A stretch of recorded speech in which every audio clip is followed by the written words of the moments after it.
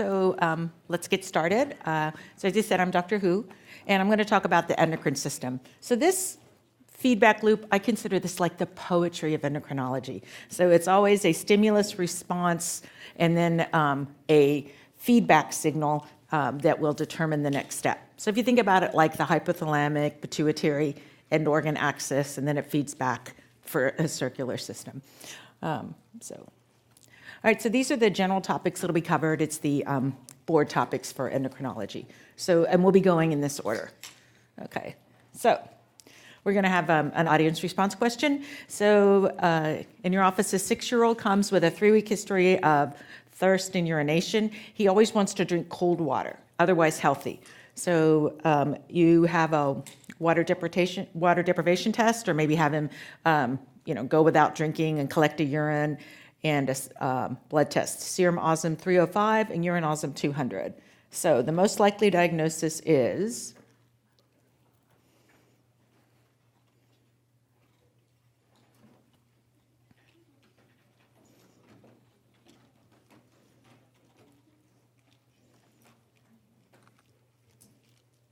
okay. So yes, most of 82%. So yes, diabetes insipidus.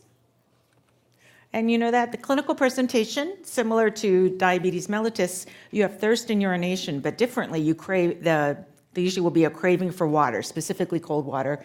In infants, you may see failure to thrive and poor feeding, fever from the dehydration, and constipation. In older children, bedwetting, constipation, maybe developmental delay. You'll see a high sodium, high serum osm, and a low urine osm. So you know that's inappropriate. If you are dehydrated, you should have a high urine osm. So the management depends on if it's central versus nephrogenic. So central, obviously, is because the posterior pituitary quits making ADH. Causes of that, well, trauma, a brain tumor, septo-optic dysplasia, a congenital malformation of the midline, where you abnormally of the optic nerves and of the corpus callosum, perhaps, and the pituitary. An infection and autoimmune. Now, if it's nephrogenic, you still make ADH, but your body doesn't respond to it. This can be genetic, either X-linked, autosomal recessive, or autosomal dominant, pretty much covers the whole set. And then other things that affect the kidney function, okay, included here. So the treatment, if you're missing ADH, obviously you just replace it. And we have DDAVP, also known as desmopressin. Commonly, that's the tablets now and or the injection. If it's nephrogenic, giving ADH won't work because you don't respond to it. So we replace with water, a low solute diet, and then thiazides, and sometimes nonsteroidals. Okay? So we're going to talk about puberty. All right. Which of the following best describes when girls typically experience their growth spurt? Between stages 2 and 3 of breast development, 3 and 4 of pubic hair, just before menarche, at a skeletal age of 9, or bone age of 9, the same time as boys.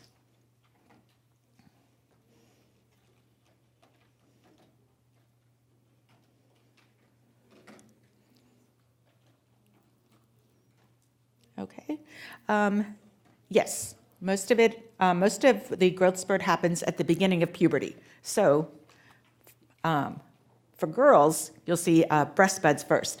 So basically, the breast development and testicular enlargement and development of pubic hair are governed by separate processes. They happen at the same time. The adrenal glands will produce DHEAS, the sulfate, and then that's where you get pubic hair and axillary hair. But that's adrenarche, but the true part of puberty comes through the pituitary. So kisspeptin is secreted and causes the hypothalamus to make GnRH pulses. So, but you get GnRH, but you don't get like one steady bit. It comes in amounts there.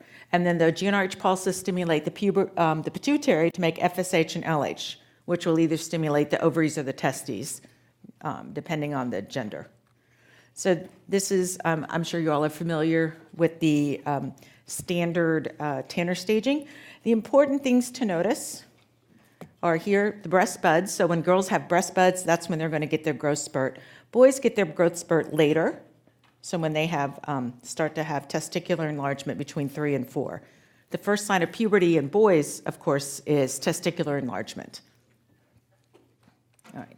So for girls, again, breast development, typically we say 8 to 13, and the growth velocity will be in the early part, so that would be around 11 or 12, the growth spurt. Pubic hair, it tends to be in this order: breast development, pubic hair, and then menarche. Always the parents, when they see a breast bud, I'm sure you very commonly have heard the question, oh no, is she going to get her period next month? Menarche comes 2 to 2.5 years after the breast bud. So that always kind of reassures them anymore, at about 10 or 4. Average age of menarche still in the most recent survey says 12, 12 and a half. I always feel that it's younger, but of course I see a biased population because I see the early ones that get sent to me. And once you achieve menarche, usually they're toward the end of their growth spurt. So toward the end of growth, it's about 2 inches most of the time left remaining. And at that point, sometimes people will still ask you about height intervention. There's really not something that's going to significantly change anything by the time the girls have menarche.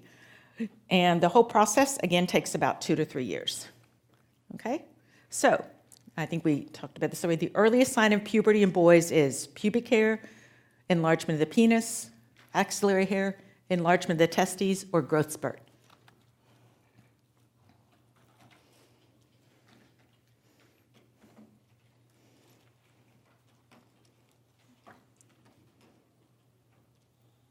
Okay, and correct. So boys, the first sign is enlargement of the testes.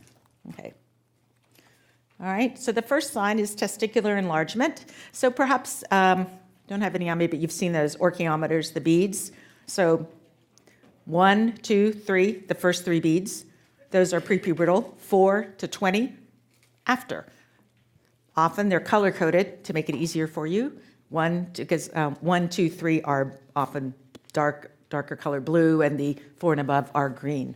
So at that time, that's about a length of 2.5 centimeters. The LH is produced by Leydig cells. That's the small part of the testicular volume. The FSH produces the seminiferous tubules, which is most of the volume. And this happens anywhere from 9 to 14 years of age, which is kind of how we get the definition of too early or too late. So the peak growth velocity happens in boys later, so at 10 or 4, so they're 13 to 14. And I think, pretty much everybody who's seen children sees this. Girls get their breast and then their growth spurt. Boys, nothing has happened yet. If you go to middle school, it kind of looks like the girls are the mothers of the boys there. So, which both sides I think find frustrating. Pubic hair is the second thing, and then axillary hair. At the end is when you get facial hair, voice changing, okay, things like that. 10 or 2 to 5 can take about 2.5 to 5 years. So the other thing you see is that boys take longer to finish puberty. The growth spurt is later. It starts later. And that's how, in general, males are taller than females. Okay. Now, the most common cause of female central precocious puberty, so from the midline from the brain or pituitary, is congenital adrenal hyperplasia, McCune-Albright, hypothalamic hamartoma, idiopathic, or a granulosa cell tumor.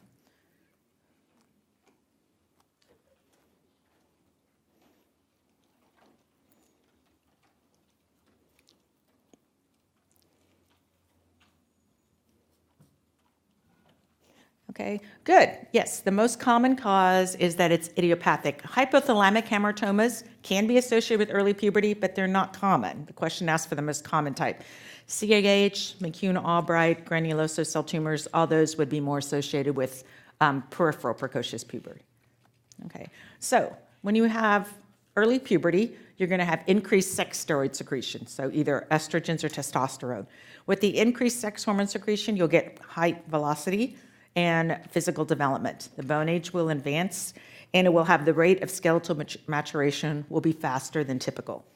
So when you have premature epiphyseal effusion, so the other is like when your bone age is complete or your bones are closed, is the phrase we'll use, you have tall stature in childhood because you're getting your growth spurt now, but then you have a short adult height because you finished early.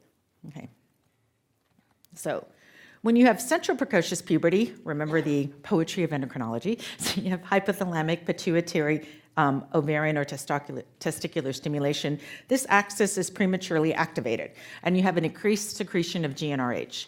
Exactly why this happens, we don't always know, but we do think that there's a factor that's supposed to inhibit the onset of puberty, and that factor is not working or missing at the time if you have early puberty.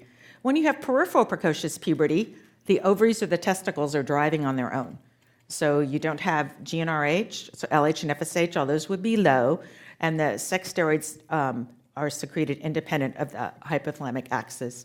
McCune-Albright is a genetic form, a genetic syndrome, G protein abnormality, which will be associated often with precocious puberty, more often in girls than boys. And there's also LH receptor activation. So just the LH receptor starts working on its own in the testicles. And the other name for it before it's been called testotoxicosis in the past. Okay.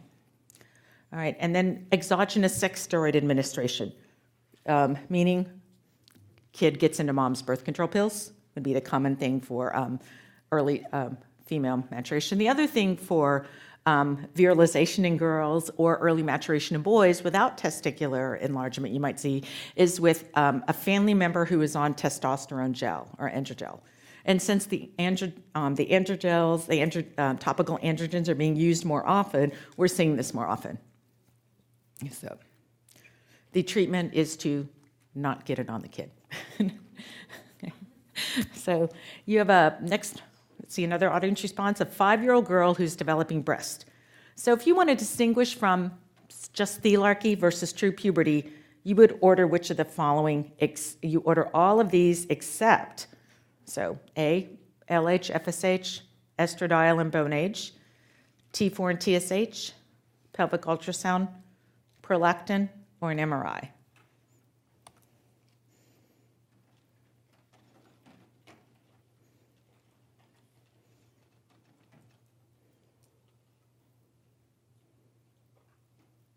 Okay. All right. So then the thing that this is asking you is which of these would not be helpful at all? So a prolactin would not be helpful. That's a posterior pituitary hormone. Okay. LH and FSH could be helpful because if you see that there's some production or you see some estradiol or advanced bone age, it's more likely to show you that it's puberty. T4 and TSH, hypothyroidism can be expressed as thelarchy because of the TSH, LH, and FSH crossover. And pelvic ultrasound would help you see if there's true stimulation associated with puberty, because if you have just thelarchy, you just have breasts, nothing else. If you have true puberty, your pelvic ultrasound would show ovarian growth and uterine growth and perhaps a uterine lining. Okay, and an MRI if you're concerned that it is something central. Okay. All right. So, breast development only.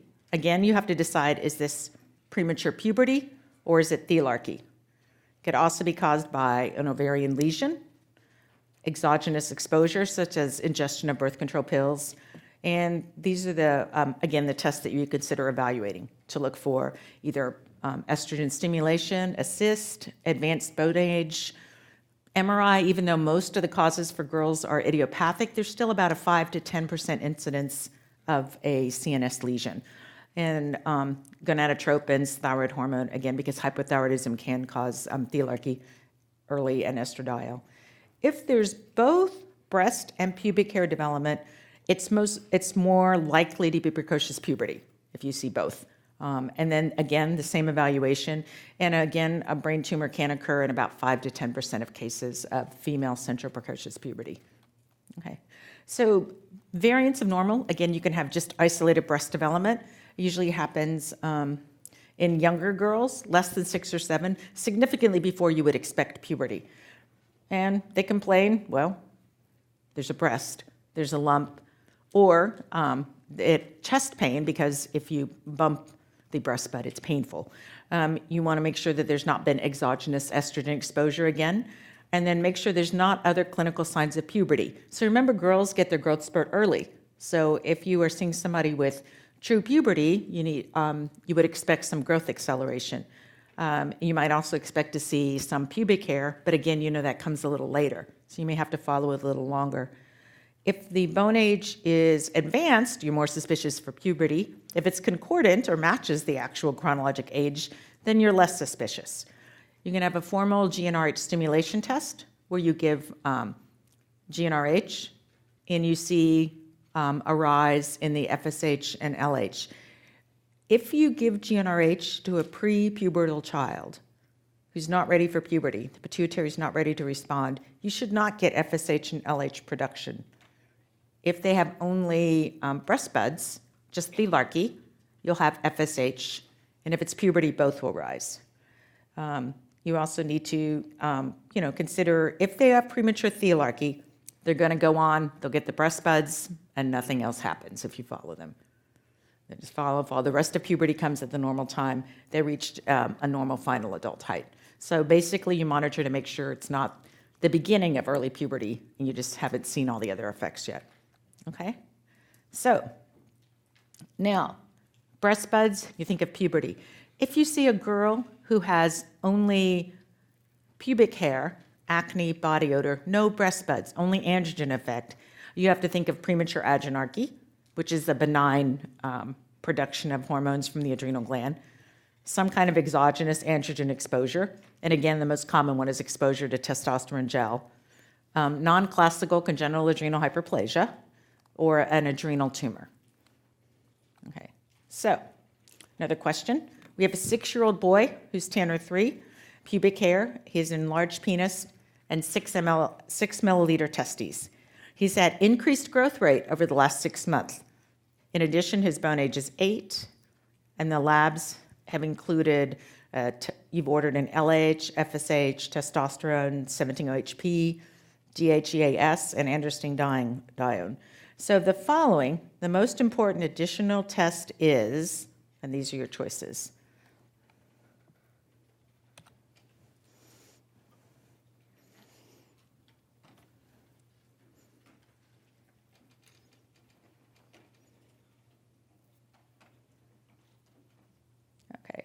So, all right, so you don't need to order an estradiol because you don't see any evidence of a estrogen effect, a feminization.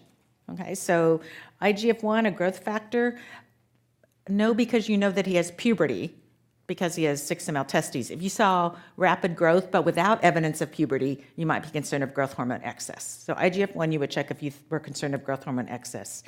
Prolactin, and again, and ACTH or other pubertal hormones that wouldn't be helpful in this setting.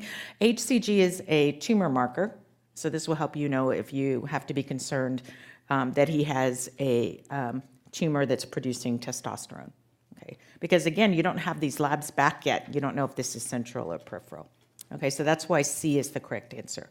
HCG or an serum HCG or serum alpha fetoprotein are both tumor markers that you look for if you're concerned about precocious puberty that's peripheral in a male. Okay, so again, if you have pubic hair, if there's testicular stimulation, you think about production of androgens. So it's either peripheral or central puberty. If it's central puberty, the risk of there being a central lesion is very high in males, and you want to look for the MRI, bone age for advancement, and you want to see the testosterone and the gonadotropins. If the testes are not stimulated, so this tells you this is not puberty, right? The first sign of puberty in males is testicular stimulation. So then you have to think, well, the androgens are coming from somewhere else, and typically it would be from the adrenal glands. So it's either benign or it's some not benign production, either from the adrenal gland for a tumor, non-classical CAH, Cushing's, where you are production of other adrenal gland, hormones from the tumor, or again, exogenous androgens. Okay, so besides the ruling out history, of course, of exogenous androgen exposure, you would check for adrenal androgens. Okay. All right, so you see a 7-year-old in your office for a routine physical. On exam, he's Tanner 2, and he's descended testes measuring 6 mLs in volume bilaterally. What tests would you want to order most urgently? So,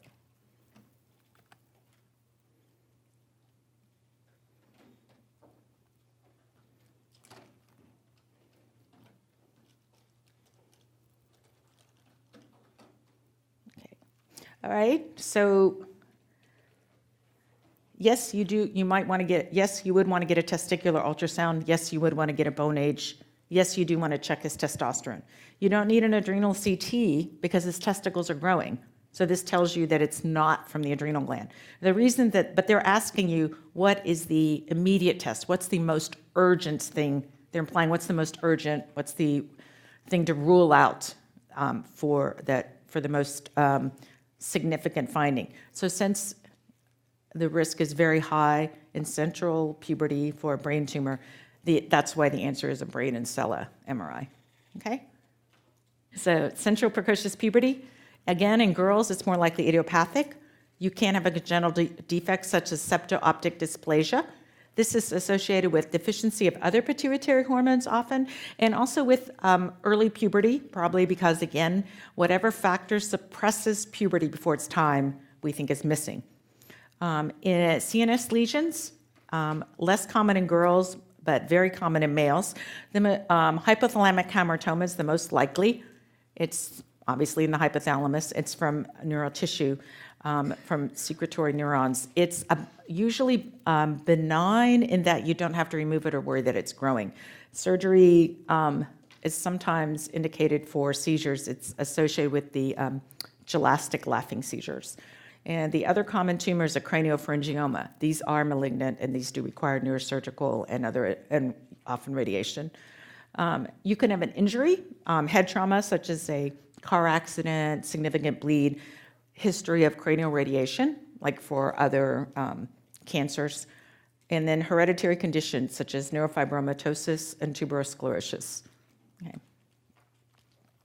So when you manage central precocious puberty, obviously, if there's a tumor that needs to be addressed, then you need neurosurgery and oncology involved.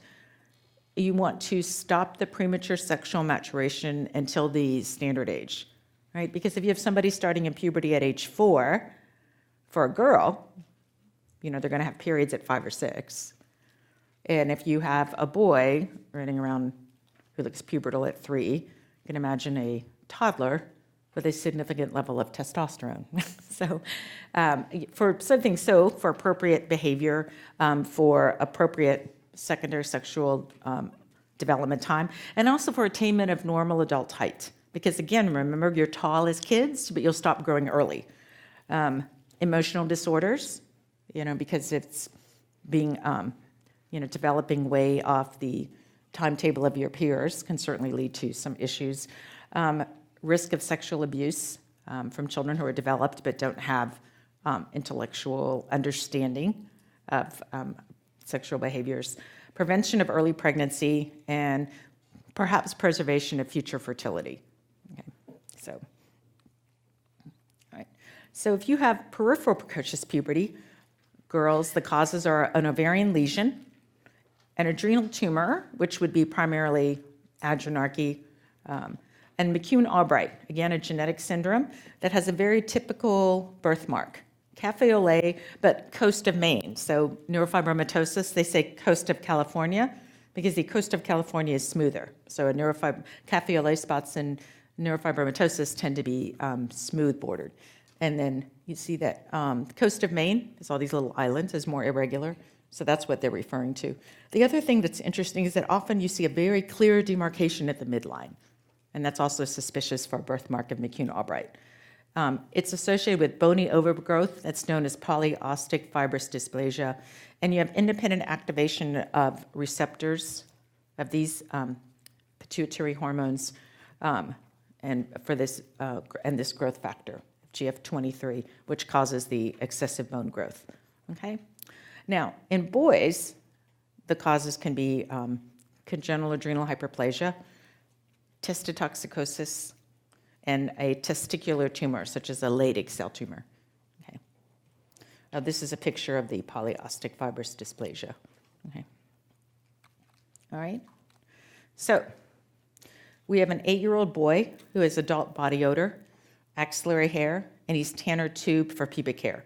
He has a prepubertal penis, and his testes are 2 mLs in volume, no growth acceleration. Okay? So he has a low FSH, a low LH. His testosterone is not elevated. His DHEAS is mildly elevated, and his 17-hydroxyprogesterone is not elevated. So the most likely explanation for the boy's pubic hair is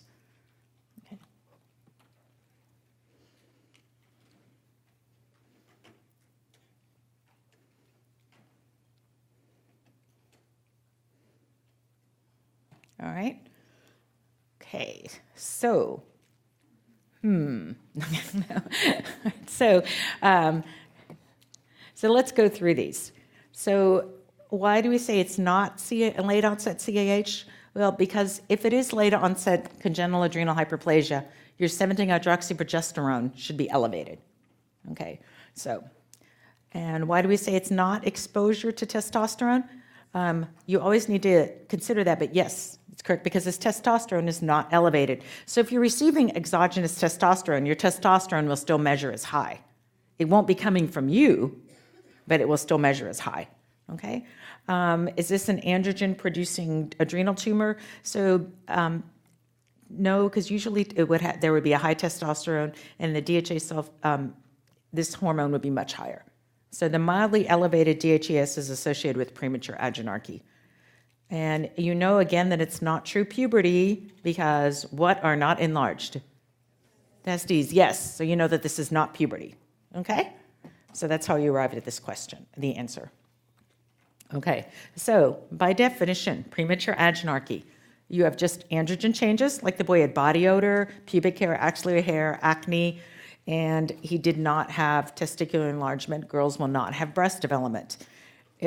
So in girls, typically if it happens less than 8 or boys less than 9, that's when we say that it's early.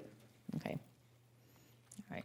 So usually parents will tell you that, well, the kid has body odor and they've started to grow hair in their privates or underarm hair, and they may have acne. So generally prepubertal children don't have acne, right? So there's not specific virilization like pathologic changes, and you don't see growth acceleration. Again, girls shouldn't have clitoromegaly. You know, there shouldn't be physical changes like that.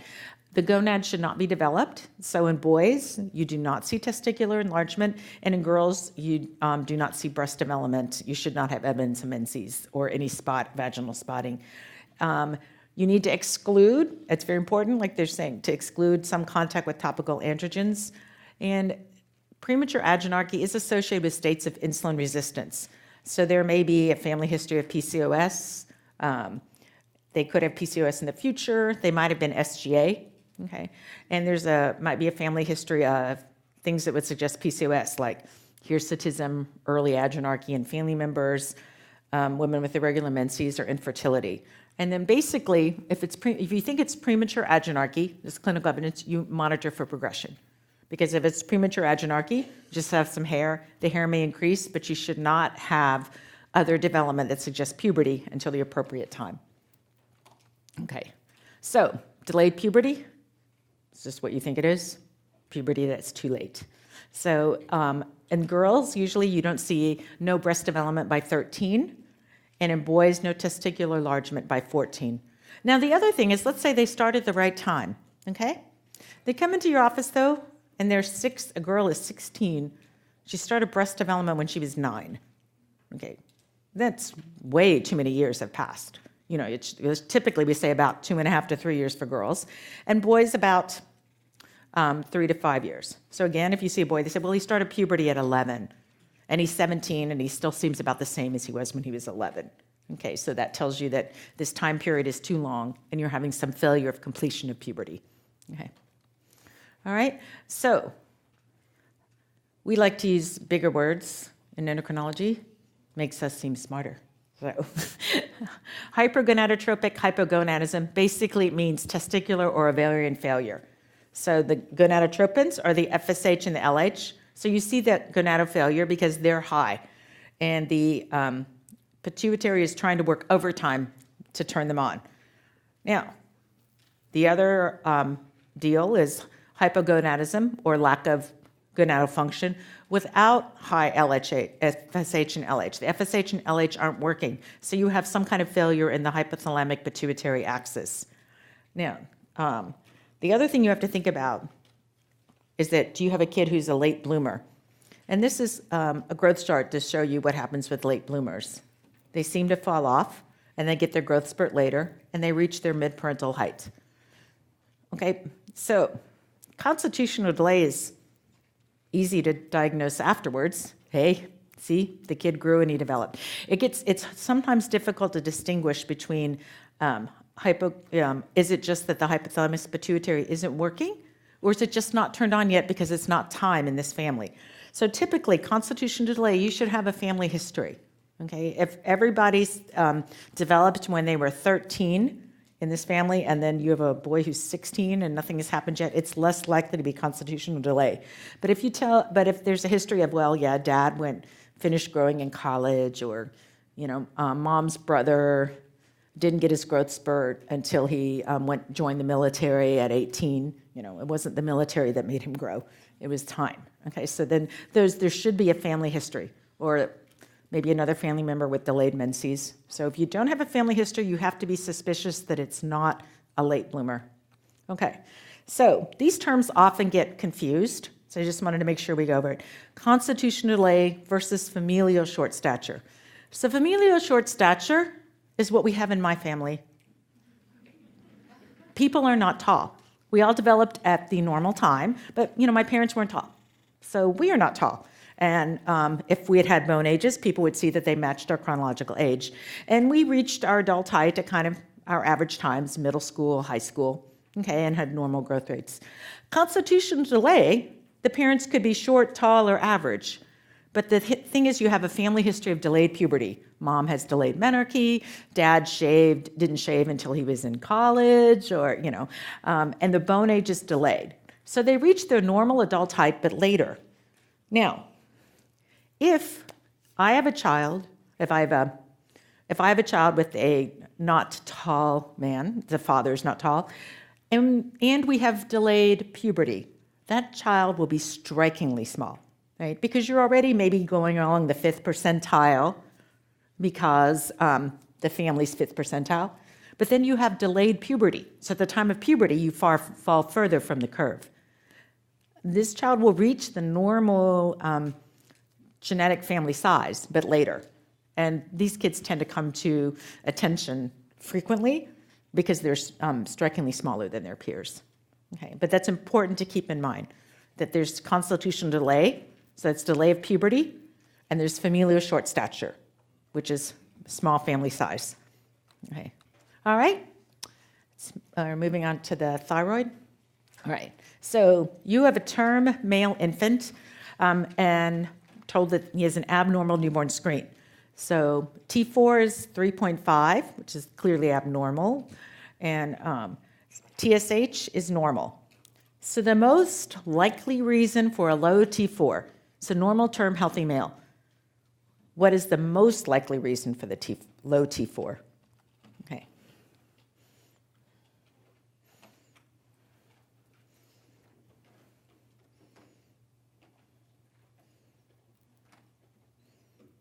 Okay, so this, now, let's go over why each of these things. So yes, remember the question asked, what is the most likely reason?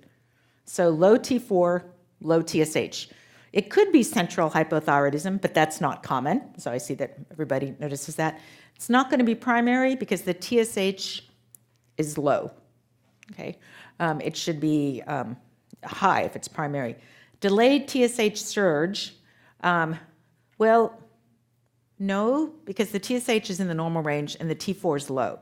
If the TSH surge is delayed, the T4 should not be this low, okay? Euthyroid sick syndrome, well, we know it's not that because we've told you that this is a healthy term baby.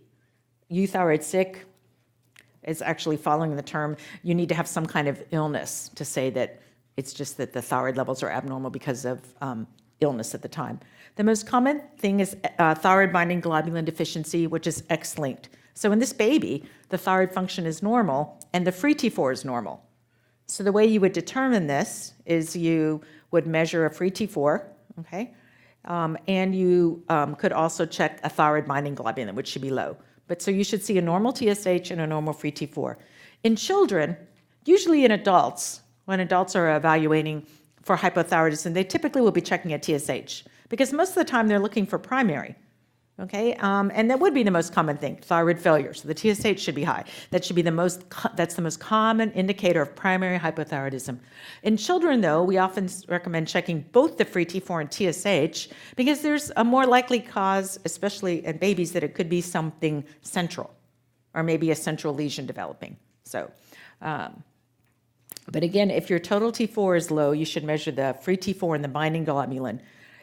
And there's also a falsely elevated T4 that happens if you have an elevation of binding globulin, which can be congenital. You make extra binding globulin. The other common thing where the T4 is elevated, but the free T4 is normal, is in pregnancy and in use of oral contraceptives. Okay. Falsely low T4 is due to decreased binding globulin, but again, the free T4 should be normal. Okay. So again, if you have a low TBG, it can be genetic. TBG deficiency, it's X-linked. And then, when you're discussing with the family, I had one family come for a consult for this, and I told the mother what I thought it was. She goes, "Oh, so you mean it's just like my other son?" So, yes. So, high-dose androgens and exposure to cortisol can also affect the binding globulin. Nephrotic syndrome, because you're losing protein, okay? But the TSH and free T4 are normal. Now, increased thyroid binding globulin will have a high T4 but a normal free T4. Common things, oral contraceptives and pregnancy, tamoxifen, clofebrate, narcotics, other drugs that can cause it, and some diseases where you might have increased binding globulin. But the free T4 should be normal. So this is a common question that'll come up in board reviews or questions, is that you see a teenage girl, and for some reason you do have thyroid test, and there's a high T4 and a normal TSH, and she has a normal pulse. So what do you need to do? It's look for pregnancy or look for oral contraceptive use. Okay. So again, two common scenarios or test questions. A boy with a TBG deficiency will have an abnormal newborn screen, and he may and in this scenario, they may have a sibling with congenital hypothyroidism, but that's not necessarily related to what the child may have, because most congenital hypothyroidism is sporadic. But you'll have a low T4 and a normal free T4 and a normal TSH. And again, very common question: teenage girl with a high T4 in the lab, and why? So yes, she could have true hyperthyroidism, but you need to make sure that TSH is normal, free T4 is normal, and then exclude OCP use or other causes of elevated estrogen, such as pregnancy. Okay. All right. So, thyroglossal duct cysts, it's not necessarily a hormone endocrine thing, but sometimes we wind up seeing them because there's a mass over the thyroid. So it's centrally located above the thyroid. Remember, the thyroid descends from the brain when it's being formed, and sometimes a tract is left. So it's round, moves without swallowing. Typically, it's asymptomatic unless it develops an infection, and then it'll have signs of an infection. Okay. Treatment, well, obviously, if it has an infection, you need to have it drained or removed. But if you have, if there's no other finding except the cyst, they don't necessarily have to do anything. You can see it on ultrasound. The statement here about looking for a thyroid scan prior to, if you're considering surgical removal, is that you want to make sure that when there was this abnormal migration, that the thyroid didn't also migrate with the cyst in the tract. And the thyroid is, you want to make sure if the only thyroid is in the cyst, that you know that it's there, and that if you remove the cyst, you're removing the thyroid. Okay, so, all right. So, reviewing again, low T4, normal TSH, TBG deficiency is the most common, and it's X-linked. Can be central hypothyroidism, but less common. Again, you can tell from a TBG level or from free T4 and TSH.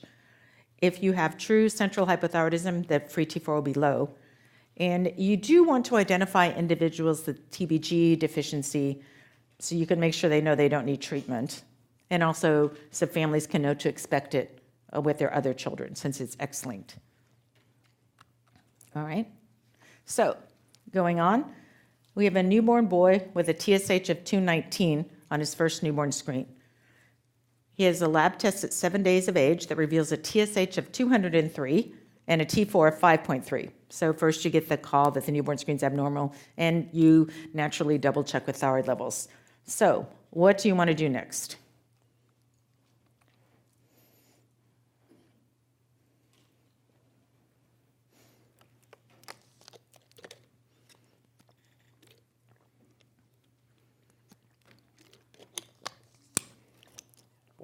All right, so it's good. Everybody knows that what you want to do is begin levothyroxine. The important thing is newborns metabolize levothyroxine faster than older children and adults. And the second thing is you want to get the T4 up into a normal range quickly to protect brain development. So that's why this is correct and this one isn't, because this is the dose you need for newborns. You need a higher dose. This would be an appropriate dose for a school-age child. Okay. You may want to do an ultrasound or a scan to look for an etiology, like do you an ectopic thyroid, or is it a thyroid in the normal place, but it's malfunctioning? But you don't need to do that urgently. And a bone age X-ray is not usually useful, as everybody knows, in somebody this young. Okay. So the most common thing for congenital hypothyroidism is dysgenesis. The thyroid develops in the wrong place or doesn't develop or develops partially. And dysharmoniogenesis means that the thyroid is there in the normal place. It doesn't make thyroid hormone, is less common. You can have central hypothyroidism, but that's even less common. And then some kids have transient. Transient for some reason, the thyroid doesn't work right away. And they have what looks like primary hypothyroidism, but it resolves. Okay. Worldwide, iodine deficiency is a common problem for hypothyroidism. That doesn't happen in the US. We apparently have plenty of iodine in our diet. If you have excess iodine exposure, so usually that's not from eating, but when we used to, if you use in a newborn like a preemie with thin skin, too much betadine, if maybe a lot of contrast dye exposure, such as CTs, if the baby for some reason had multiple scans with contrast. And then in premature babies, they might have transient hypothyroidism from immaturity of the hypothalamic pituitary thyroid axis. Okay. All right, so evaluation of infants with congenital hypothyroidism. So the important thing is usually there's nothing you see on exam. And that's why the reason to have the newborn screen, that by the time somebody has symptoms, they have already permanent CNS damage. So that's why we screen, with the goal to have them treated in the first few weeks of life. But things you might see in the nursery are a large posterior fontanelle. So typically you don't feel much of a posterior fontanelle. Prolonged jaundice, large tongue, abnormal cry, kind of distended abdomen and poor tone, umbilical hernia, goiter if they have dysharmoniogenesis. Okay? But most patients, again, are diagnosed on the screen, and they're not diagnosed on physical exam. Okay, so, and like in the scenario, the pediatrician, after getting the call from the state screen, sends a free T4, and TSH. You may want to do a scan or an ultrasound to help you see the cause, but it's not going to affect the management. So management is thyroid hormone replacement. Okay, and again, you want to start with a higher dose because in newborns, they metabolize the drug faster. All right, so again, you want to start in the first few weeks of life. After about 4 to 6 weeks, you worry that they've already started to have changes, loss of IQ points in some studies. You want to keep the free T4 at the upper end of normal. There's not suspension, so you do need to give it as tablets. Obviously, you have to crush them. Okay. You can put them in a small volume of water or breast milk. Soy, calcium, and iron can bind thyroid hormone, so that's why it says not to mix it with soy formula. Okay. If you put kids on thyroid hormone early, prognosis is very good. They're like my favorite visit in the endocrine office, because they're getting their hormone, they're growing, they're happy, everything is good. So you cannot pick them up out of a lineup, You line up 100 kids and you say, pick out the 5 that have congenital hypothyroidism. If they're treated, they look all the same, okay? If they're treated late, they will have permanent IQ loss and over time growth failure. And I do see kids that for whatever reason have not been treated. Maybe they were from an area that didn't have a newborn screen. Maybe they didn't have access to care, whatever. And I always think it's like such a tragedy. They'll show up at 5 or 6, small, and probably with some permanent brain damage, either from, they might say, developmental delays or mild delays, all the way to significant retardation. So, all right. So, you have a 14-year-old patient who comes for a routine physical. She has a symmetrical smooth goiter. So her thyroid feels normal, except that it's big. Okay. She doesn't have any symptoms of hypothyroidism or hyperthyroidism. And so what would be the first things you would check? What would be an appropriate workup?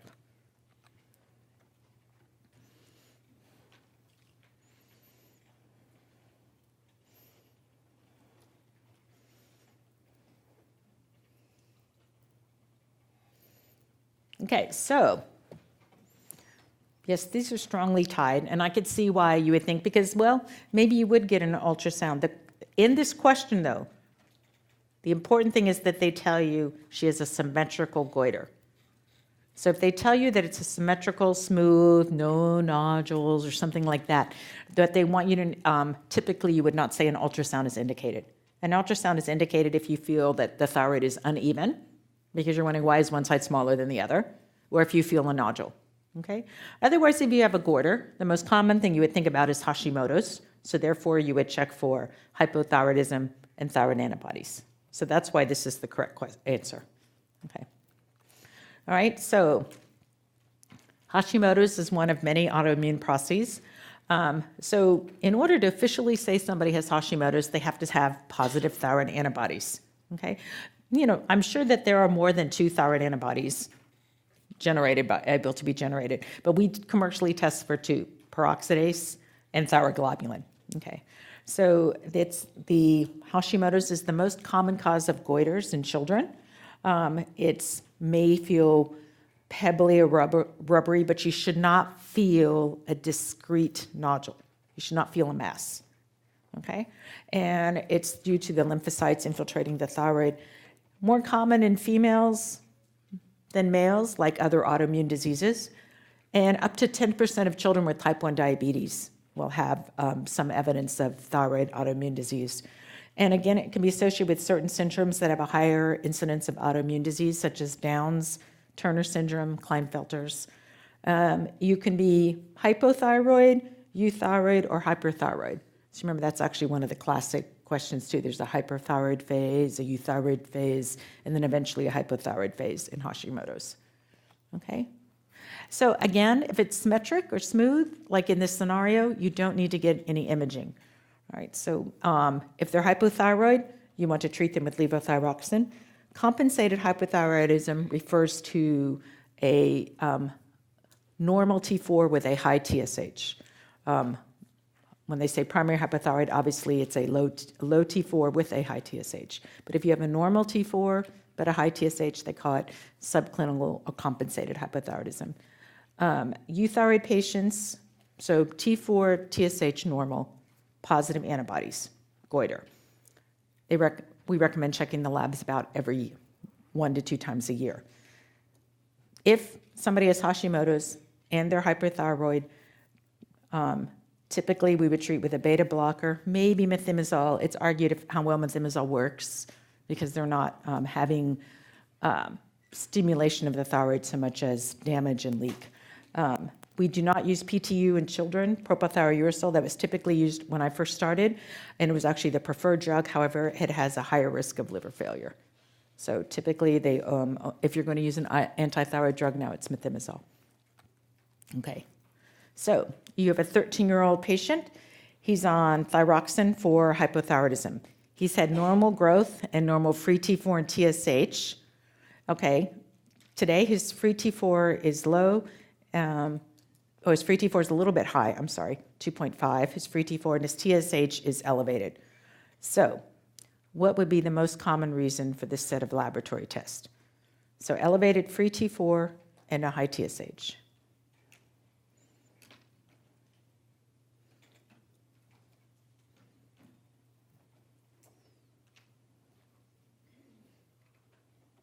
Okay, yes, very good. So 17% said pubertal growth spurt. So in puberty, you might need more thyroid hormone, but your levels should match. You should have a low free T4 and a high TSH. So if that was the case, and you're saying, oh, we need more thyroid hormone because he's growing, he's gained weight.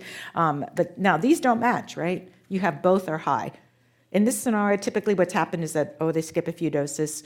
Ooh, we're going to the doctor. I mean, quick, take my doses, or you know what? I'm gonna take 2 today because I missed 3 last week. So, all right. So the other thing to remember is because the TSH response is going to lag for a few weeks behind the free T4. So when you replace thyroid hormone, you could check a free T4 in a week or 2 to let you know when it normalized. But the TSH, if you keep saying, oh, the TSH is still high, I should increase every week, you're going to overtreat them because the TSH will take about a month and a half to equilibrate, okay? So if you see an elevated TSH in a patient all the time who seems to be on an appropriate dose, you have to think about adherence, okay? So you might see it elevated TSH in a normal free T4, so they're not taking it consistently. Or if you see both elevated, they're not taking it consistently, then they take a lot just prior to the appointment to try to kind of catch up, all right? So once you've decided what the etiology is, discuss it, you know, like with every other discussion with that adolescent, try to get them to take it. You want to do follow-up levels, okay? Okay. Other causes of hypothyroidism. Subacute thyroiditis, this is not the same as Hashimoto's, it's a viral illness, usually tenderness of the thyroid and associated fever. It is less common, but does happen. And you'll have other evidence of infection, such as high SED rate, okay? You could have normal, low, high, and then normal thyroid levels. And you treat if they are hyperthyroid or if they're hypothyroid, okay? And you, again, this will go through phases. If you have central hypothyroidism, you will see a low free T4 and a normal TSH, or both are low. So you think, well, how it's central, how can you have a normal TSH? If you have some partial function. So endocrinologists, we irritate other specialists, right? Because people say, is this number normal? And we almost never say yes or no, right? We say, well, it depends. So again, the TSH, if it's normal, but the free T4 is low, that TSH is inappropriate. So we don't usually say, we don't think of normal and abnormal, we think of appropriate or inappropriate. So you can have a normal TSH. So if you're screening only with TSH in children, you could miss central hypothyroidism. Okay, so you have a 13-year-old girl with Graves' disease. She has menstrual irregularity, tremors, increased appetite, and weight loss. The most likely additional finding on exam is which of these?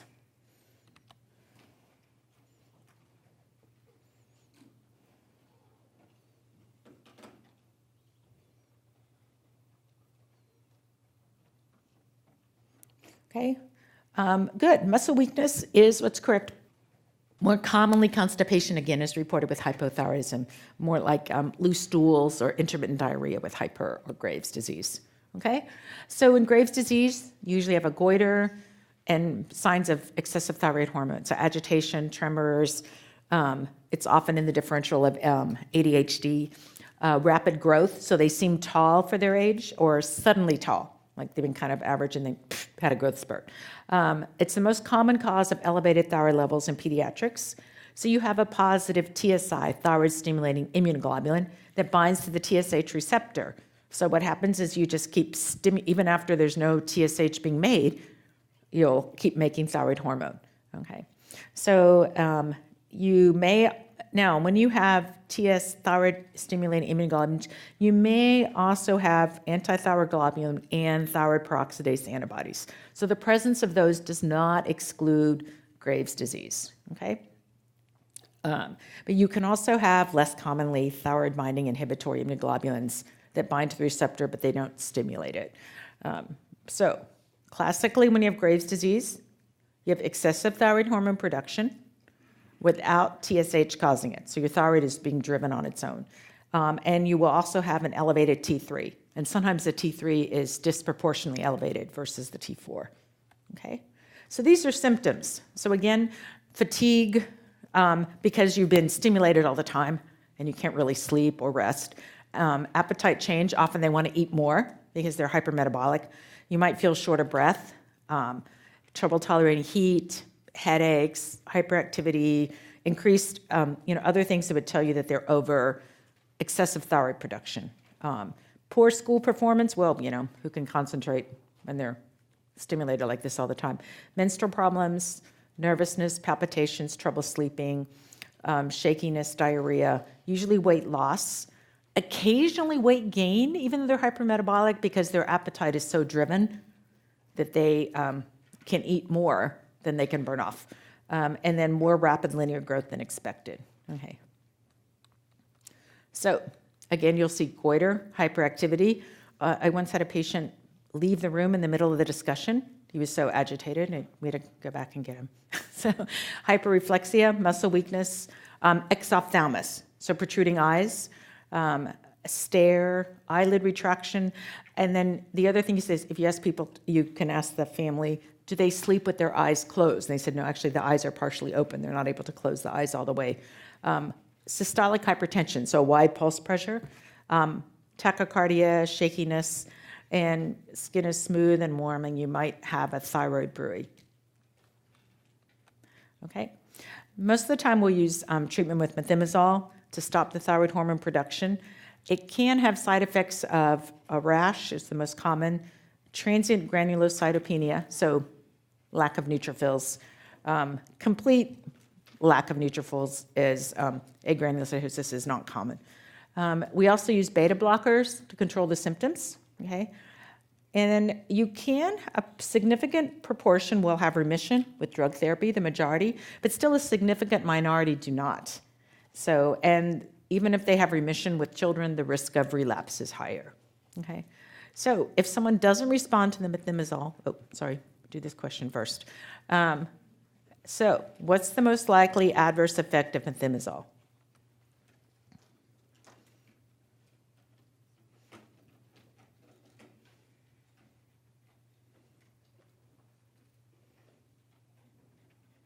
Okay, so again, agranulocytosis does occur, but rash, the question is what's the most likely? Rash is the most common.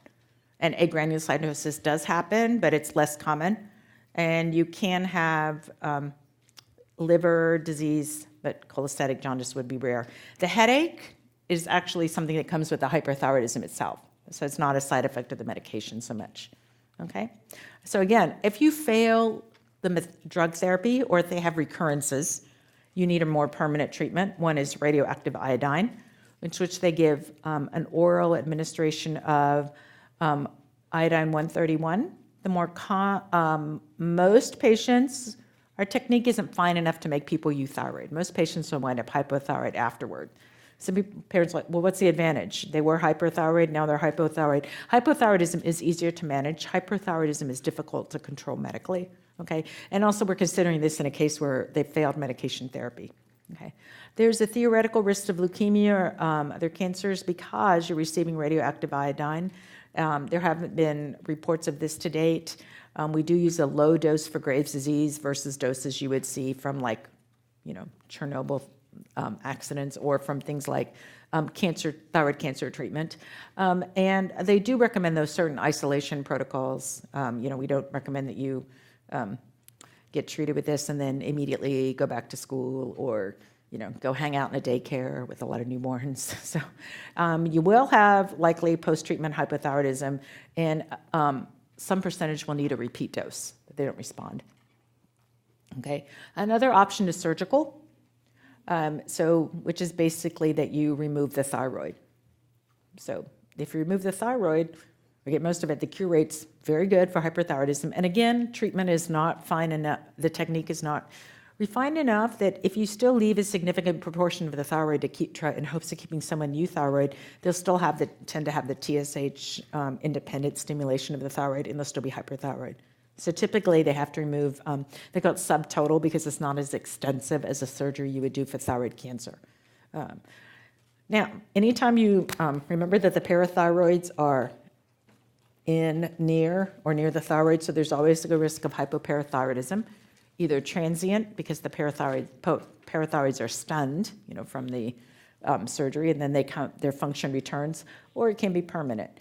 There's also issues with the recurrent laryngeal nerve damage, and so permanent hoarseness, and is associated with permanent hypothyroidism. Okay? Right. Neonatal Graves. So what happens with neonatal Graves? The mother has Graves' disease, and the mother may or not be treated. She may have even had radioactive iodine in the past, but she still carries the antibodies, and the antibodies cross the placenta. Okay, so as long as the mother has antibodies in her system, even if she's had permanent treatment or not had symptoms for years, the baby is at risk. 1 in 1,000 pregnancies, the mother has thyrotoxicosis, and of these, 1 in 70 have neonatal Graves. So the titer of the maternal antibodies correlates with the risk and severity of thyrotoxicosis. So if the mother's Graves' disease is well controlled, so if you have a history of the mom tells you, oh, I had Graves' disease, but I didn't have any problems, it doesn't mean the baby is not at risk, because again, it's the antibodies, not the thyroid hormone levels itself. And again, it can occur in babies of moms with Graves treated years before. So one of the most severe cases I've seen actually was a mom who had had permanent treatment for Graves' disease years ago, and the baby had neonatal thyrotoxicosis. The good thing is that it is transient, because once the maternal antibodies leave, the baby's no longer symptomatic. However, it can take a while. So the baby was tachycardic. At birth, you'll see tachycardia, poor feeding, jitteriness, funky stare, and could have persistent jaundice. What you do, obviously you have to follow the baby closely. We will give methimazole, okay? If the mom was on treatment with PT or methimazole, the baby may actually be asymptomatic initially because some of the medication will have crossed the placenta, but that medication will wear off, and then the baby will become symptomatic. So that's why it's saying that you need to see the baby sooner if the mom wasn't on anything, but a little bit later if the mother was on a medication, because the baby may be okay initially, and then later on be symptomatic. Babies, we treat them with methimazole and a beta blocker, and as maternal antibodies clear, an average of about 6 weeks, so some range of 3 to 12 weeks, the baby becomes asymptomatic, and we can remove the medications. All right. Now, say you have an 11-year-old patient, and his ultrasound shows a solitary 3-centimeter nodule, so pretty big nodule. So what's the next best step? Otherwise healthy boy, nothing else going on, except somebody noticed a thyroid nodule.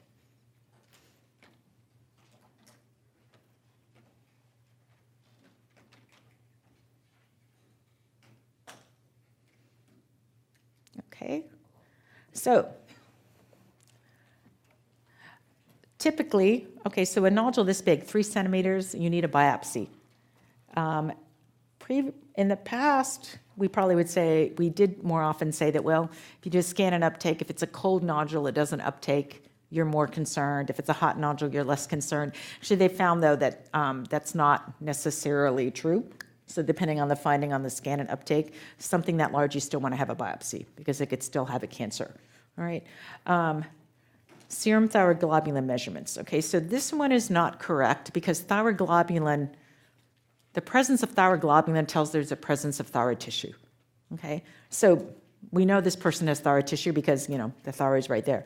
Thyroglobulin measurements are used after thyroid cancer treatment because they've removed the thyroid and they're saying, is there residual active thyroid tissue? So that's why it's used in follow-up of thyroid cancer. But it's not useful initially as a screen or to tell if you have thyroid cancer or not because the thyroglobulin is just telling you that there's thyroid tissue. Okay. So nodules can be solid or cystic. You can have one or many. If you find significant sized nodules, 1 centimeter or more in children, they're more likely to be malignant in adults. So children have fewer nodules than adults.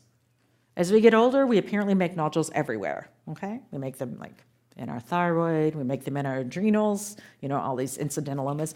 Children do not make many thyroid nodules, and if they do, you have to be more concerned that they're malignancy. So typically, they recommend an FNA under ultrasound. Also, particularly if you see worrisome signs such as increased blood flow, calcifications, or an irregular border. Risk factors for thyroid cancer: if they've had some sort of head and neck radiation, they've been exposed to a nuclear fallout.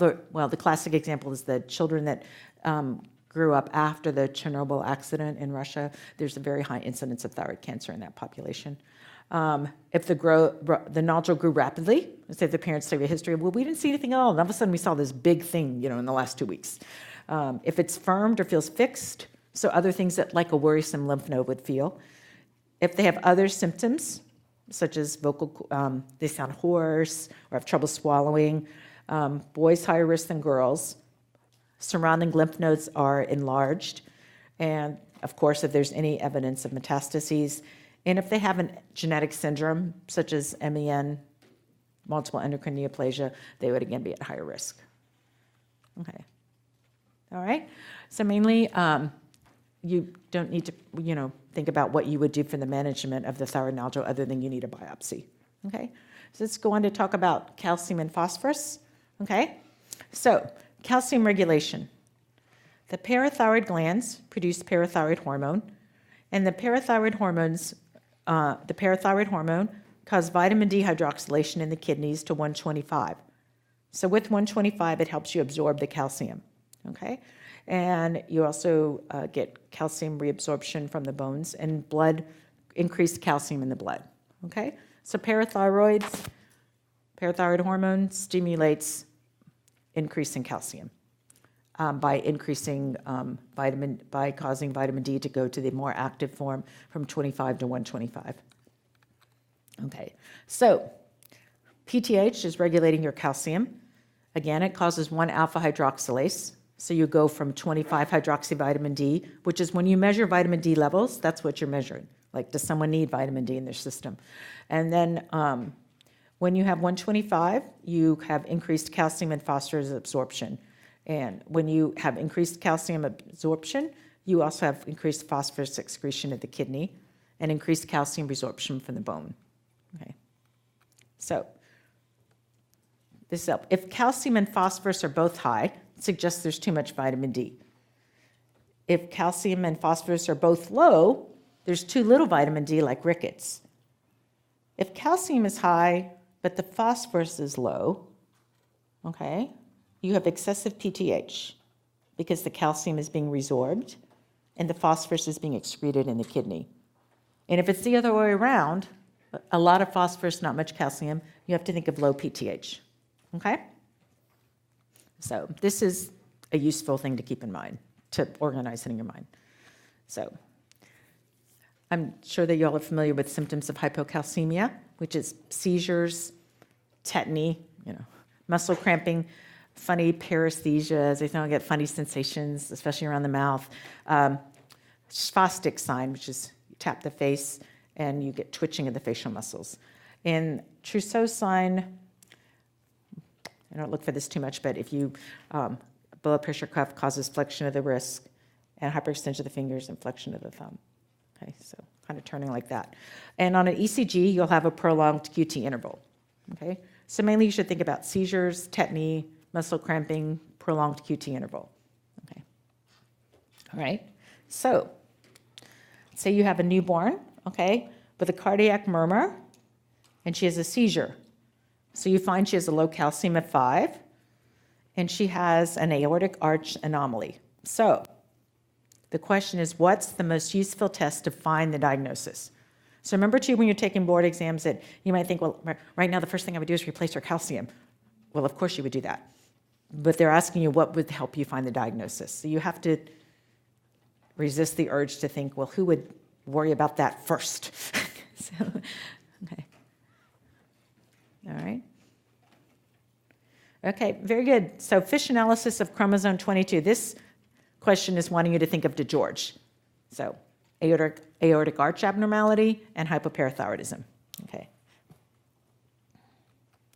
So hypocalcemia in newborns. You can have early onset and you can have late onset. So for newborns, we define the early onset as the first 72 hours of life. Okay?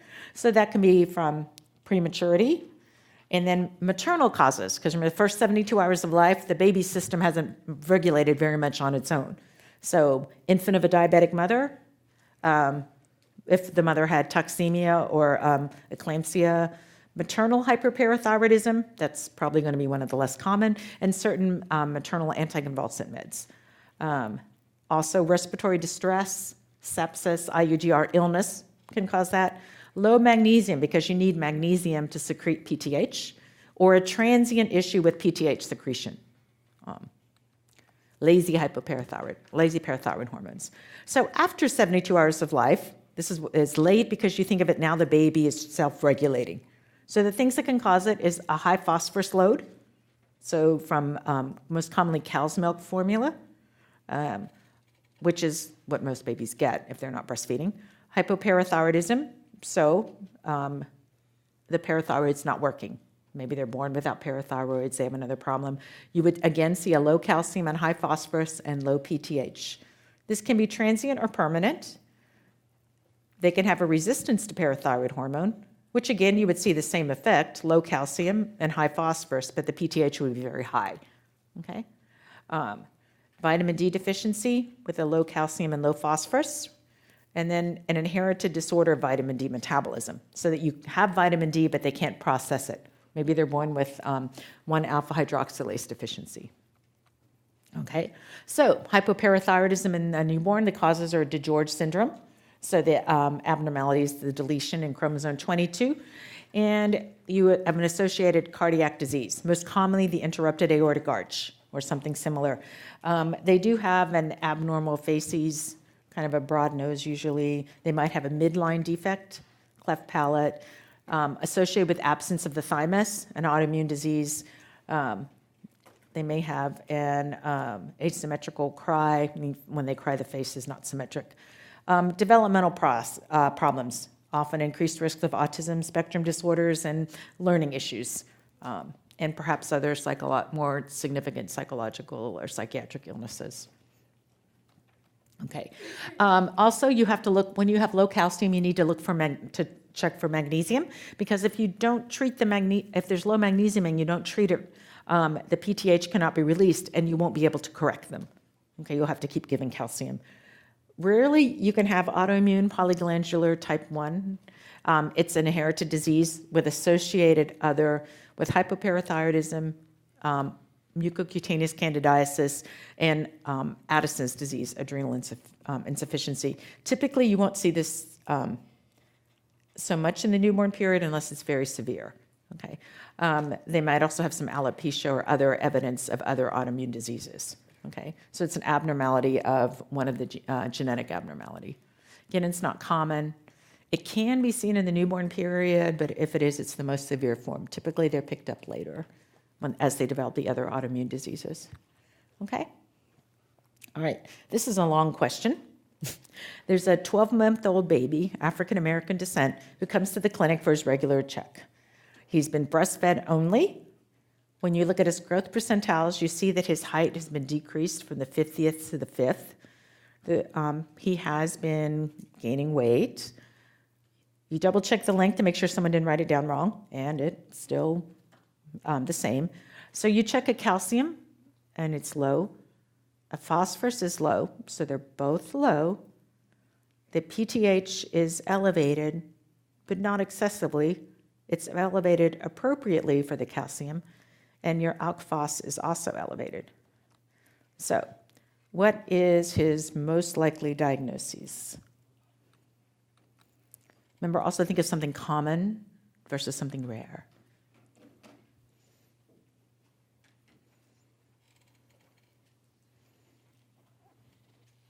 Okay, very good. So the things that tip you off, again, remember, low calcium and low phosphorus, not enough vitamin D.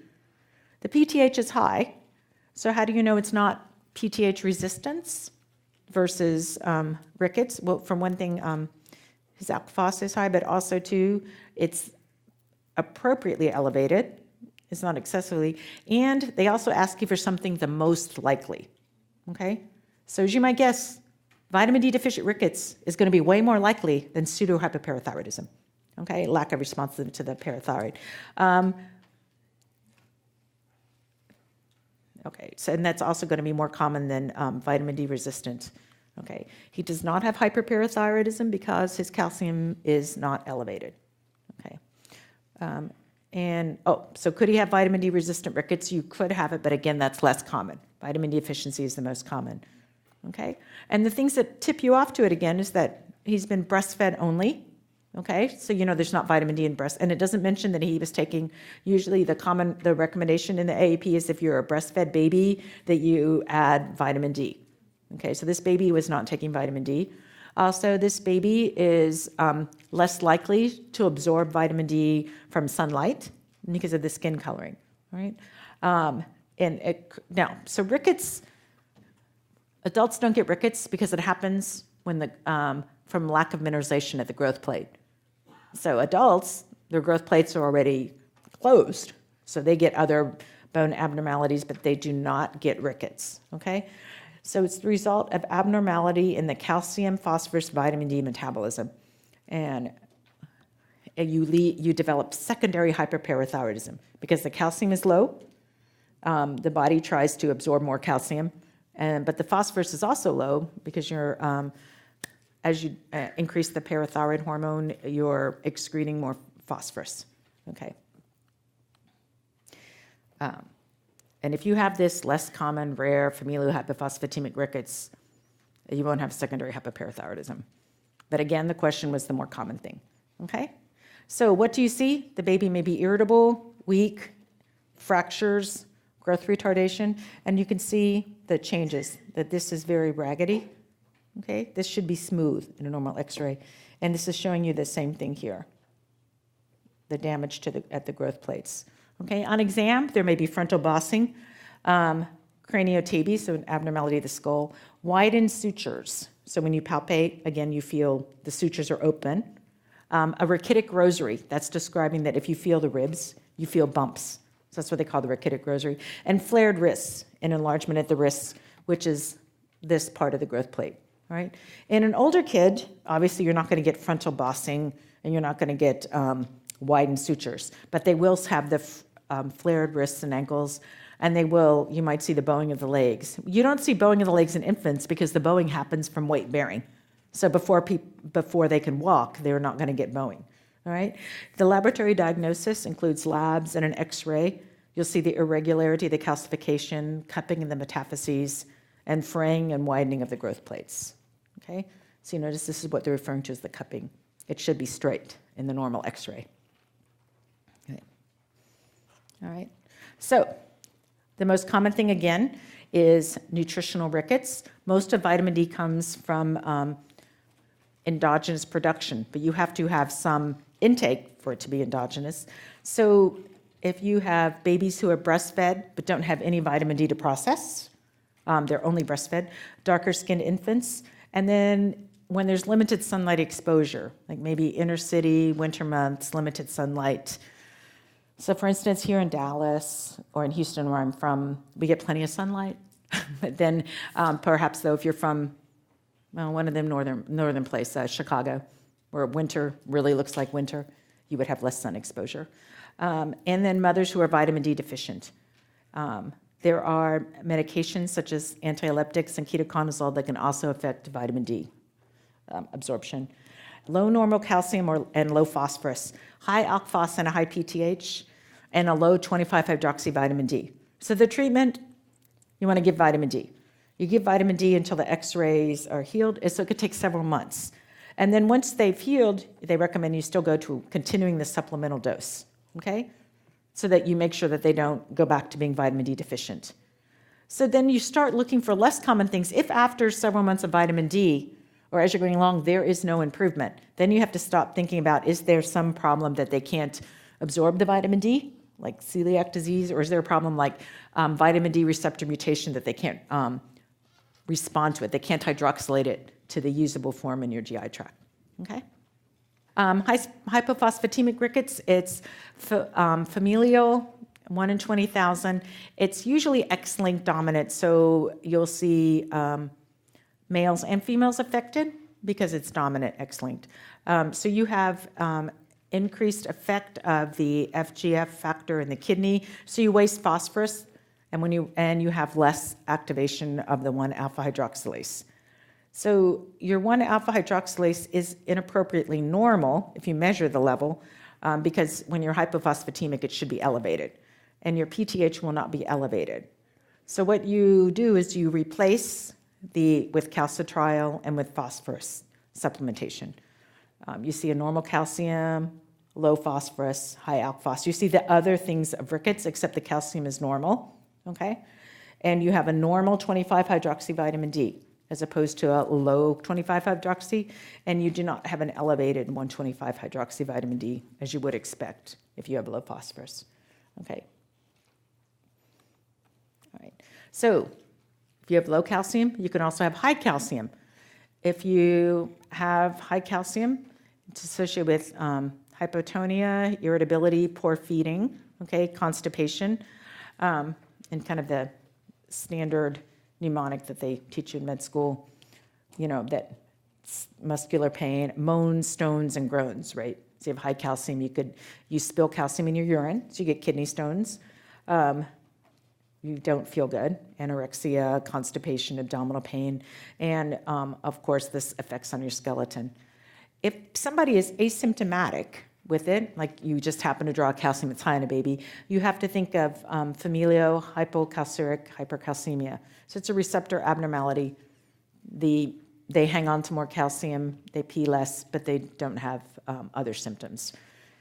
If you have systemic symptoms, then by definition, it's not benign familial hypocalcuric hypercalcemia, okay? You can also have neurologic symptoms, so drowsiness, confusion, depression, okay? All right. Causes of hypercalcemia. A common one is immobilization. You may have a question that somebody is in traction and they're getting routine labs and they find a calcium of 11. So immobilization is a common one. Things that cause hyperparathyroidism, the multiple endocrine neoplasias, okay? A parathyroid adenoma, certain granulomatous disease, and malignancy, okay? And then familial hypocalcuric hypercalcemia, again, an abnormality of the receptor, okay? So the most common thing, though, the most likely scenario that you would encounter in general pediatrics is immobilization, okay, and perhaps a granulomatous disease or malignancy, okay? So I remember the one question that I had ages ago was a kid, sorry, I remember it, was a kid in traction, high calcium, what do you think the cause is in this scenario? Of course, that's all they tell you, right? They don't take anything else. So, okay, so now we're going to go on to the adrenal gland, adrenal insufficiency. So adrenal insufficiency, like, pretty much other pituitary-related diseases, you can have primary or secondary. So if it's primary, remember, the adrenal gland, again, is regulated through the pituitary. You have the hypothalamus secretes, stimulates the pituitary to make ACTH, and the ACTH causes your body to make, the adrenal gland to make adrenal hormones.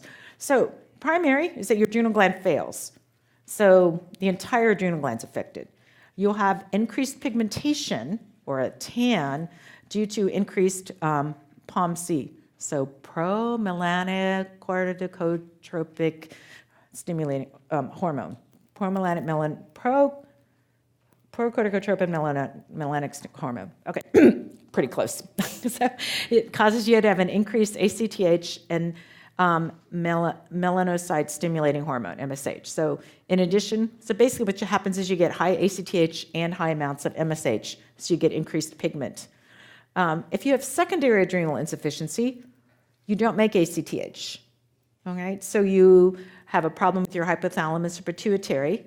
The most common thing is idiopathic abnormality, can be congenital, or a tumor.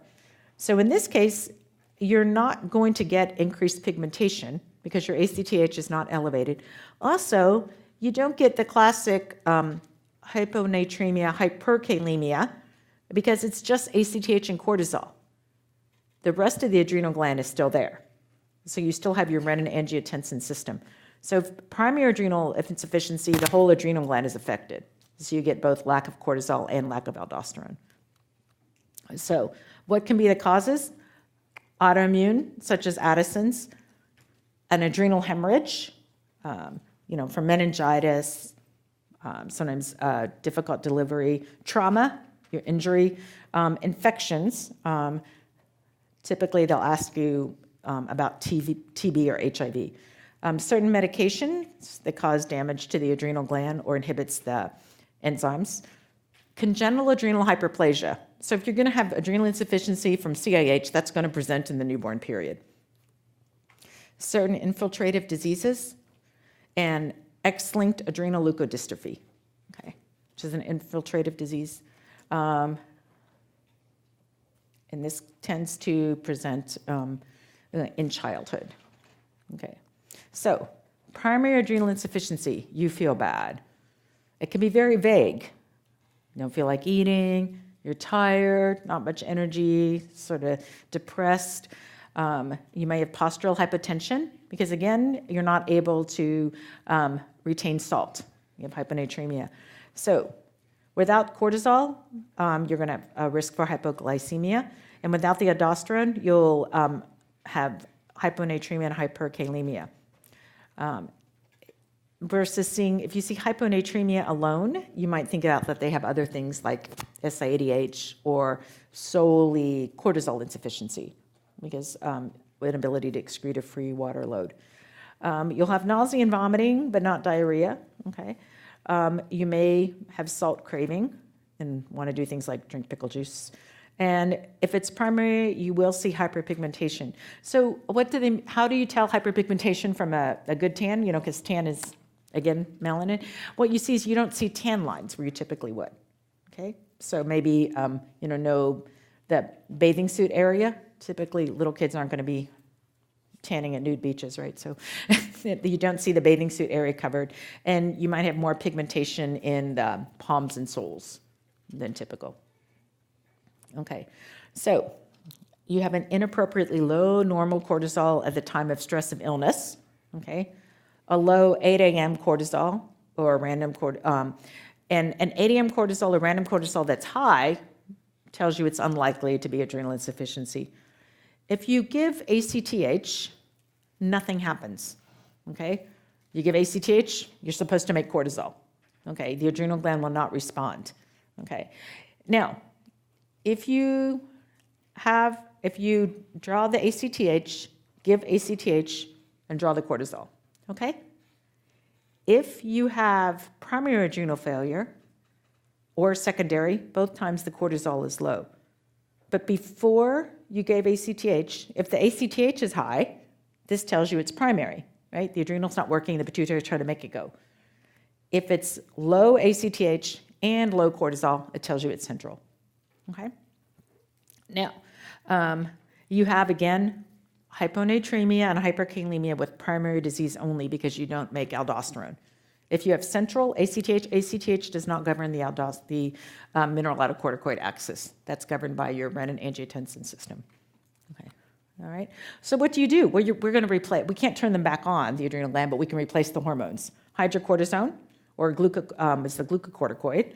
The standard dose is 8 to 12 milligrams per meter squared per day. And then if they have primary adrenal insufficiency, we also replace with fludrocortisone, which is synthetic aldosterone. In times of illness, you know that your body naturally produces more cortisol. So we do need to, if you quit having the natural production, you have to provide it exogenously. So usually we'll say, well, it's a mild illness, we'll triple the dose. And then surgery will give a higher dose. Severe illness will give a higher dose. We teach the parents to give IM injectable hydrocortisone at times of illness. Like the kids are vomiting so much they can't keep the medicine down. Some severe thing happens like a seizure, severe injury. Okay. All right. You do not triple the fludrocortisone. Okay. All right. CAH. So, okay. We're going on. So a newborn baby has fused labioscrotal folds, no gonads, and clitoromegaly. So the baby's 46XX, testosterone's high, so is your 17-OHP. You have a low sodium, high potassium. So of course, which one of these is this?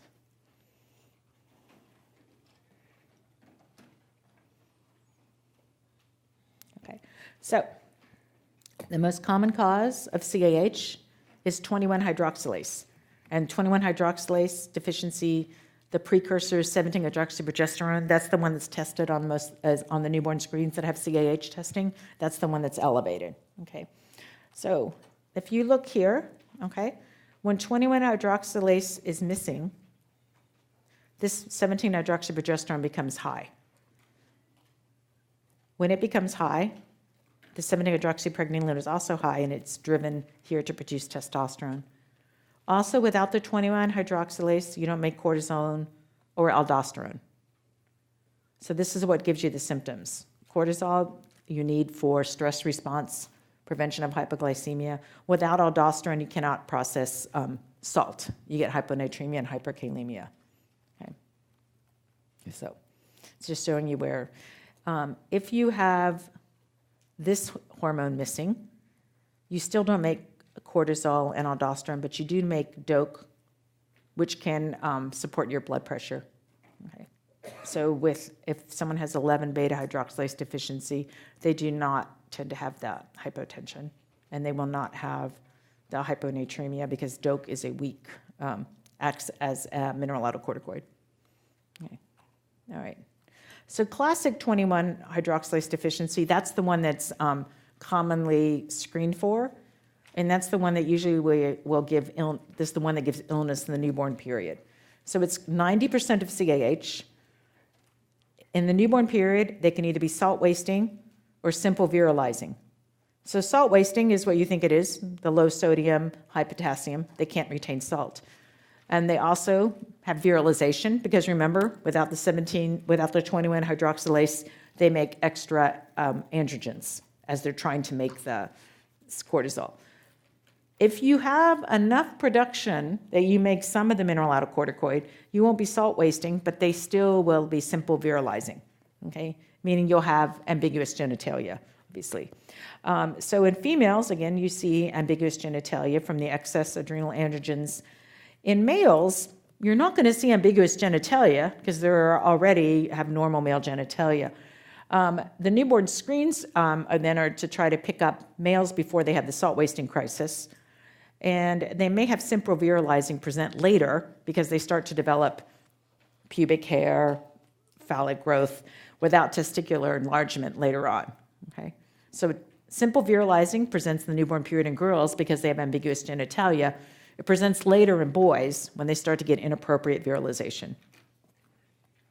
Okay, so if you have the salt wasting form, again, remember you have low sodium, high potassium, low glucose, and a high 17-OHP.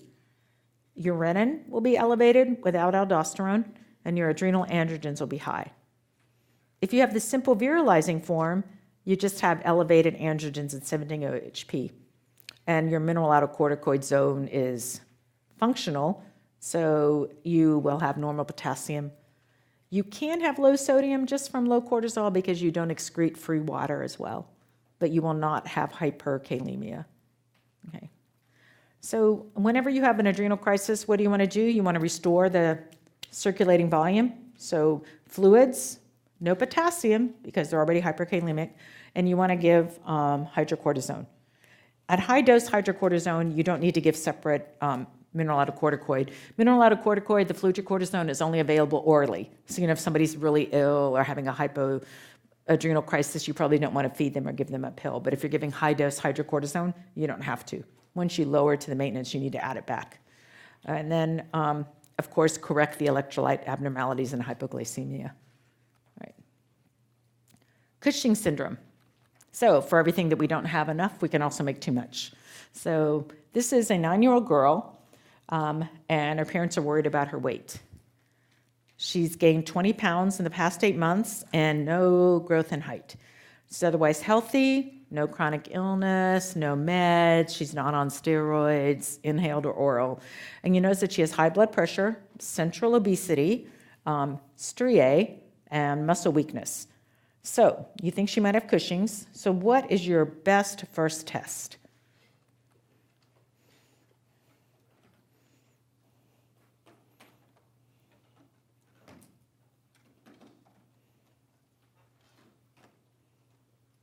Okay, good. So the morning cortisol, if you have a morning cortisol and it comes out high, that doesn't really tell you if it's Cushing's or not, right? Because your morning cortisol should be high. So that's not going to distinguish normal function from it.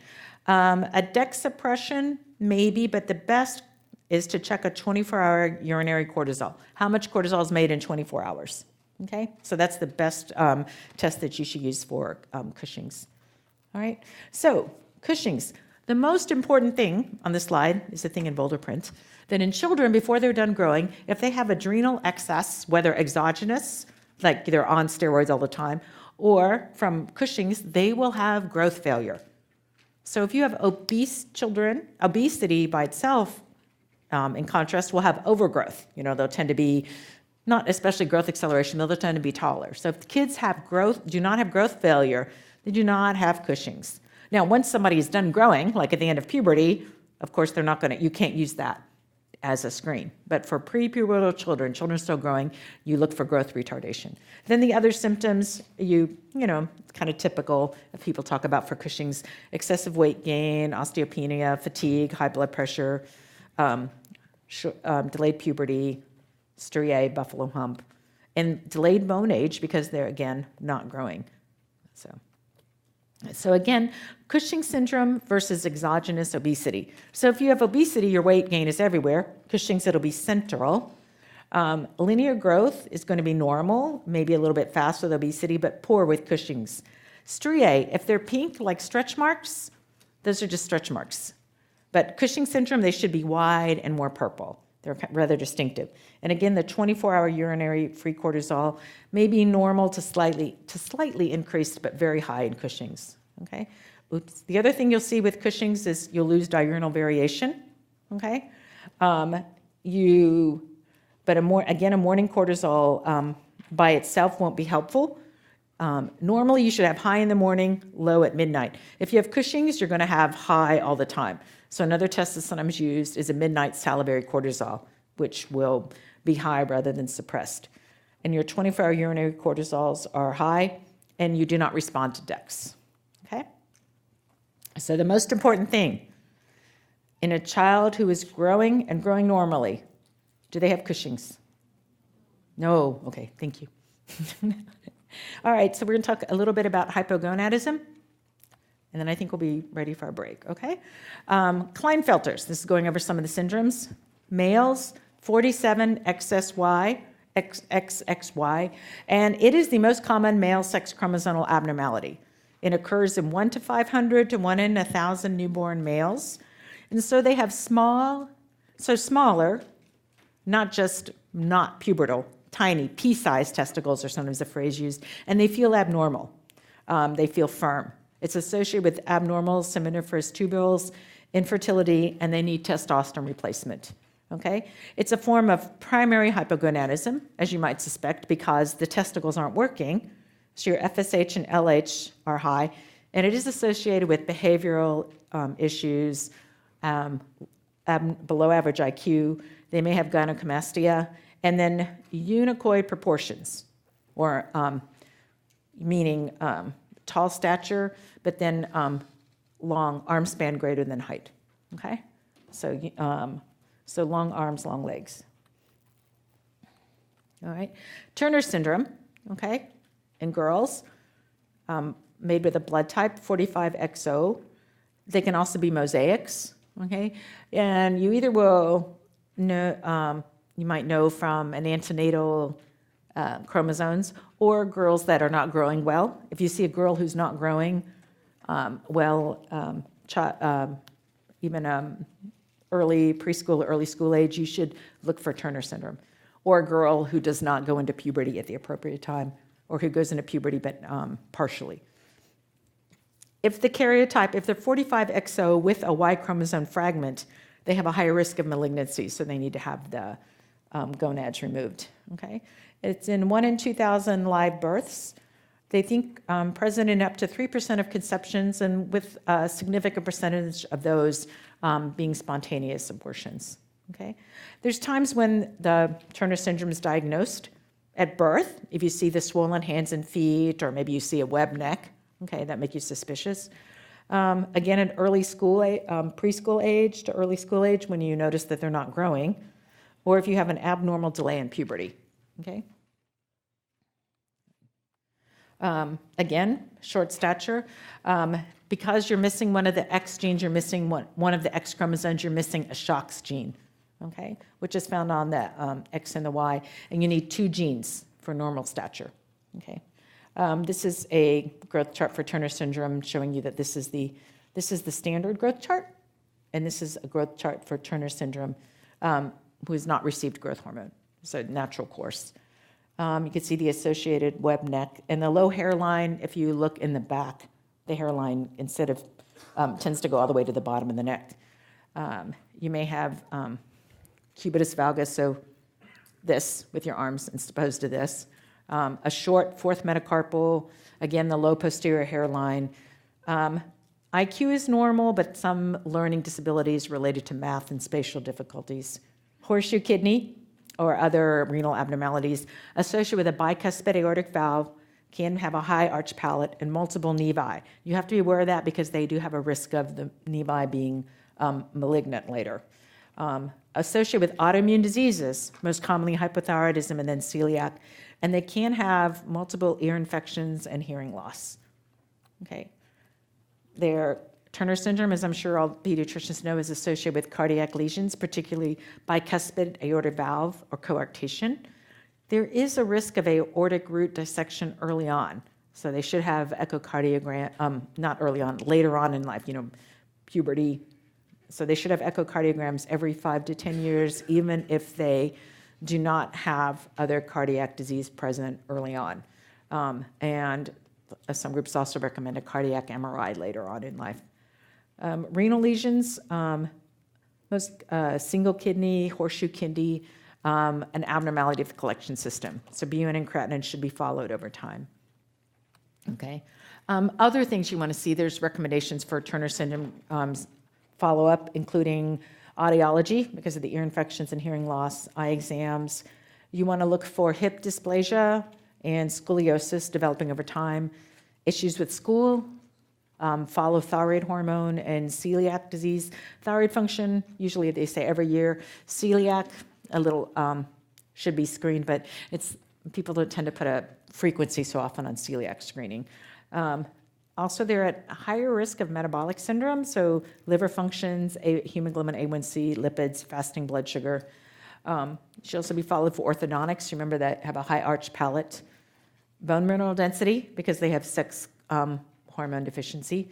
And there are Turner syndrome support groups, which may be useful for the family and the girls. So we'll start with disorders of sexual development. Okay, so we have another audience response question. So the most common etiology for a baby born with ambiguous genitalia and a 46XY karyotype is which one of the following? So Ambiguous genitalia, 46XY.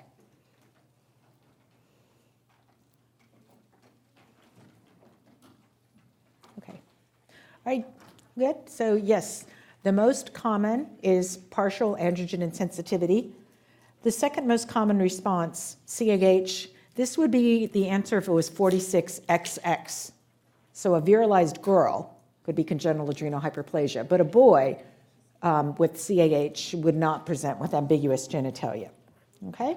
So 46XY partial androgen insensitivity is the most common etiology. Okay. So let's do another question. So a 15-year-old girl has primary amenorrhea. Her breast development began at age 12. Her breasts are 10 or 4. Pubic hair and axillary hair are absent. External genitalia appear normal. So the most likely diagnostic study, so not what is it, but what is the thing that would most likely tell you the answer, is which of these?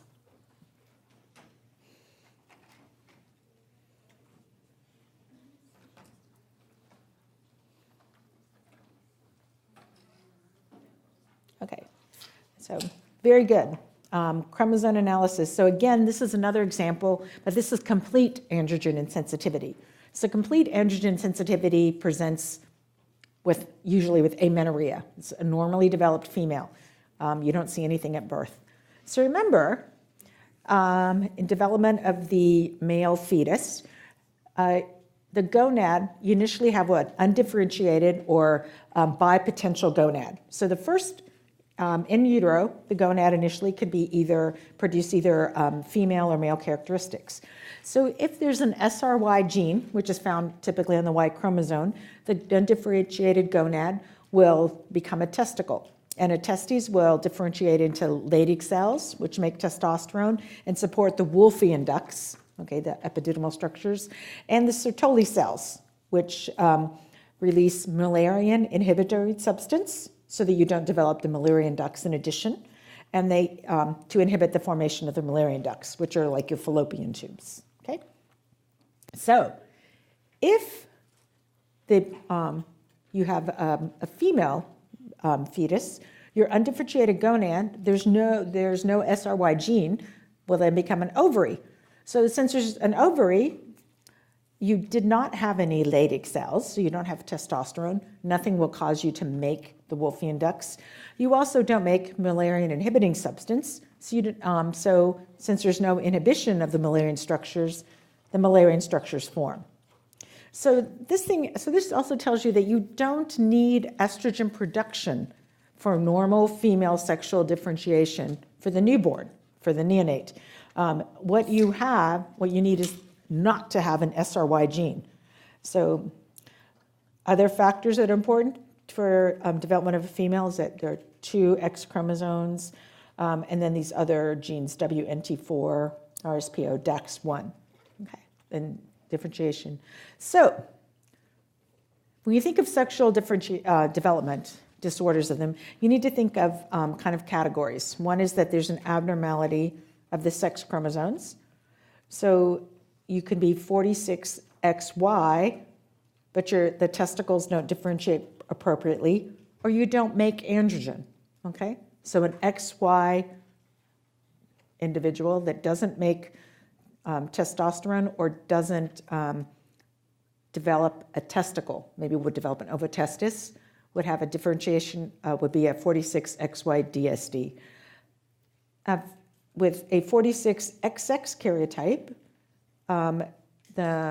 what you might develop is an ovotesticular. Okay, you might have 46XX disorders. You might have an ovotesticle, one that makes both, and you might have other categories. Okay, so the main thing to think about: XY, don't make androgen, or don't differentiate into a testicle. 46XX, that you have a ovotesticular DSD. Okay, so when you have 46XX, it's virilization of the female. So the external genitalia are androgenized. So normally, because you are XX, no SRY, so no SRY, and no testosterone, therefore, no Wolffian ducts, no SRY, no Sertoli cells, no MIS. So the Müllerian ducts survive. All right. Now, in a way, it's easier to diagnose and treat because this is the end of your differential. You've got too many androgens. All right. So it's not the XY, you have other considerations. And generally, XX disorders of sexual development will be typically raised as females. Yeah. The most common cause of excessive androgens when you're XX is CAH. Okay. There can also be an adrenal tumor, exposure to Zanazol, which was an androgen used to treat endometriosis. So the important thing to know is that if there's androgen exposure in the intrauterine environment, you can have a 46XX baby be virilized, right? You also need to, the timing of the androgen exposure affects the fetal outcome. So if it's in the beginning, there'll be labial fusion, so it'll be a scrotal-labial structure. If it's later, you've developed labia, but the clitoris will be enlarged, okay? If there's ongoing exposure, even though the labial you'll have from 8 weeks on, you'll have both labial fusion and clitoral enlargement, okay? So if you have limited exposure in just these weeks, you'll have labial fusion, but not clitoromegaly. But if you have ongoing exposure, you'll get both labial fusion and clitoromegaly. Okay. So 46XY is an undervirilized male, right? So you may feel a gonad. So you need to think of either the test, this is not appropriately, not a differentiated gonad. It's not, did not become a testicle, okay, even though they're 46XY. Maybe they don't make testosterone, okay, so defects in testicular hormones, or defect in androgen action, such as unresponsiveness, okay? So again, so these are 3 things to choose from, as opposed to an XX baby with ambiguous genitalia where you know, okay, excessive androgens, okay? So that's your consideration. So XY baby with ambiguous genitalia, maybe I can't make testosterone, maybe this isn't a testicle, and maybe I can make testosterone, but I can't respond to it, okay? So that's also an important consideration for management. So if you have a baby that's 46XY, that has ambiguous genitalia, but does not respond to androgens at all, you know, it's going to be more complex for gender assignment. Because if you are going to consider testosterone replacement, and it's like, well, but if the baby isn't going to respond to the testosterone replacement, it's not going to change the appearance. Okay. All right? So what are the defects in androgen action? You can have 5-alpha reductase deficiency. That's where you make testosterone, but you don't make dihydrotestosterone. So initially, there's a small penis, bifid scrotum, maybe a urogenital sinus, and a blind vaginal pouch, okay? So you have normal internal male structures, and then progressive virilization at puberty when there is so much testosterone that you sort of, even though you don't produce, you produce a low percentage of dihydrotestosterone from the testosterone. If you give it so much, you'll drive it forward enough. Then the common thing I think that everybody learns about in med school is the population in the Dominican Republic, where they have 5-alpha reductase deficiencies, that before puberty, you may be assigned a gender female, and after puberty, they're virilized, and then we'll switch gender roles. Okay. So now, what about a defect in androgen action? Again, the most common cause is androgen insensitivity. Now, again, if you have complete androgen insensitivity in a 46XY individual, they will be a phenotypic female. So you would not notice ambiguous genitalia at birth, okay? But if they have partial inability to respond to androgen, you will see ambiguous genitalia, okay? And then, again, the phenotype will depend on the degree of insensitivity. So if you have complete insensitivity, you're going to have a female external genitalia. There won't be a uterus, and there will be intra-abdominal testes. And typically, they would be diagnosed at the time of puberty when they develop, but don't develop periods. Okay? There's a very, very high testosterone, and their gender identity is typically female. They will not respond to testosterone if you were considering altering the external genitalia. Okay. So if you have incomplete or partial insensitivity, depending on the degree, you'll have ambiguous genitalia. Okay. All right. We're going to go on to type 1 diabetes now. I know it's a massive switch of topic. Okay. So parents call. This is the audience response again, and they're concerned their child may have diabetes. They have a 2-year-old daughter. She's kind of thirsty, but she's not peeing more. Her weight's stable. Her appetite is normal. So she has polydipsia, but not polyuria or polyphagia. Her grandmother has type 2 diabetes, and they used her meter and checked the blood sugar, and they got 150. The most appropriate next step in managing this patient is which one of these?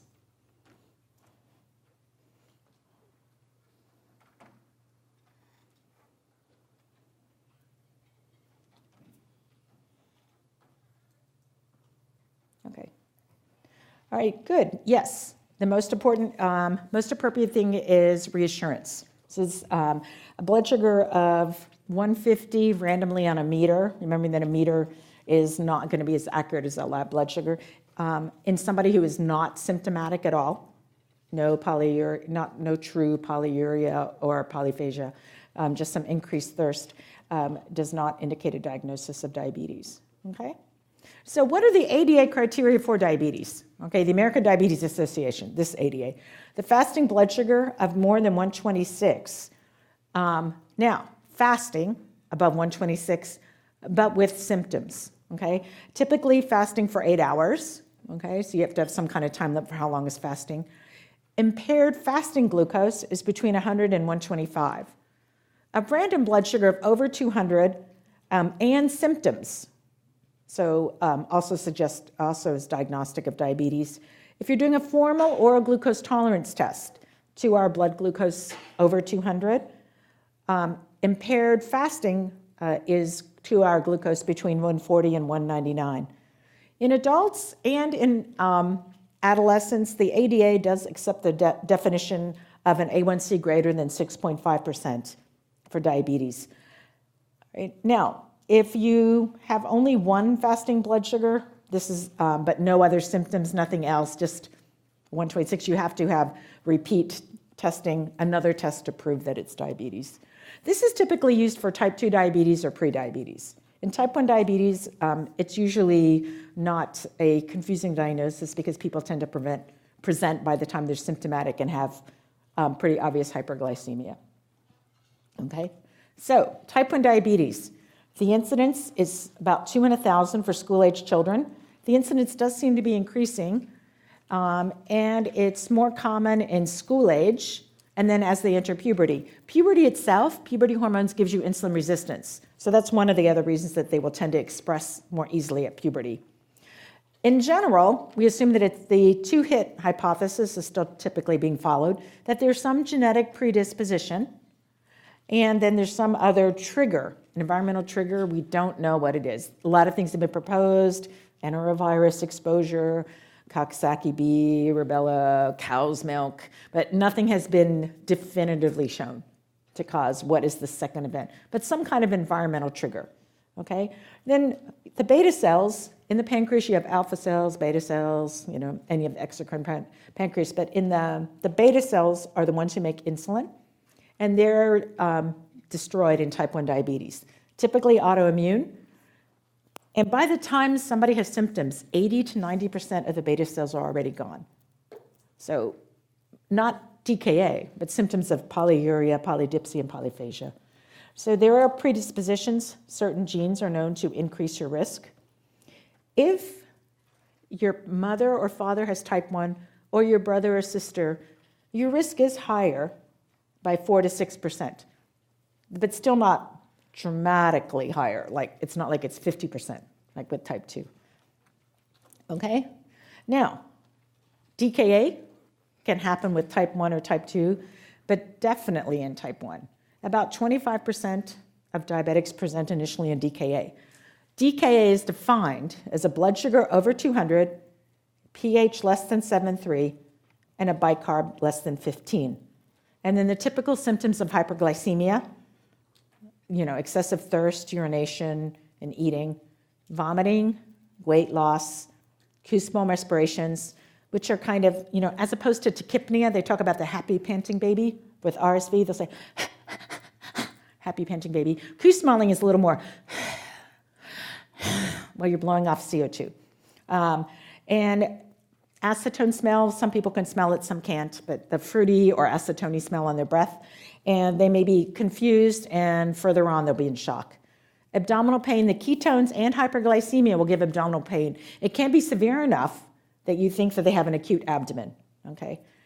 If you know that somebody has diabetes already, so this is a known diabetic, type 1, and they have the most common cause of DKA in that setting is inadequate dose or inadequate adherence to an adequate dose.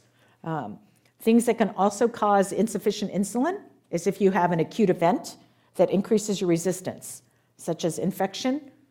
Puberty is not that acute, but at puberty, your risk could increase because you're more insulin resistant. And then psychosocial issues, again, related to lack of insulin administration, most likely. Use of alcohol or other substance can increase your risk. Now, one other sign that you may see is candidal infections, yeast, such as in a diaper rash or vaginitis, prepubertal girls. So finished with the diaper era, not having period yet, should not get yeast infections. So if you see yeast infections in a prepubertal girl, you should be suspicious of high blood sugars and diabetes. Okay, so management of DKA, of course, the first thing is always to remember your general resuscitation rules. You want to correct the fluid deficits, make sure that they have adequate airway. You want to stop the ketone and acid production. The only thing that will stop that is insulin. Okay, so unless you replace insulin, you may be able to lower the blood sugar with fluids, but you will not stop the ketones and the acidosis. Okay, you want to lower the plasma glucose to keep them from urinating all the time, to stop the osmotic diuresis. You don't want to go too fast. Typically, we quote 100 milligrams per deciliter per hour, so think 850, 750, 650, in order to keep from having excessive a drop, which would increase the risk of cerebral edema. So you want to correct the metabolic acidosis, and you want to look for the trigger. Why did they have DKA? Was it lack of insulin administration? Okay. Was it that, it's been 1 year since their follow-up when they were first diagnosed and they never had their dose changed, so they need to have their dose adjusted? Do they have underlying sepsis or some other factor that's causing them to become more insulin resistant? And you want to monitor closely for complications, especially cerebral edema. Okay? So, now, this is another question. A 30-kilo, 9-year-old girl, type 1 diabetes. She has DKA. So she has a blood sugar of 495, so it's over 200, a venous pH of 7.05, less than 7.3, and a bicarb of 5, which is less than 15. So, she needs to get insulin. Which is the following starting dose would be considered the most ideal?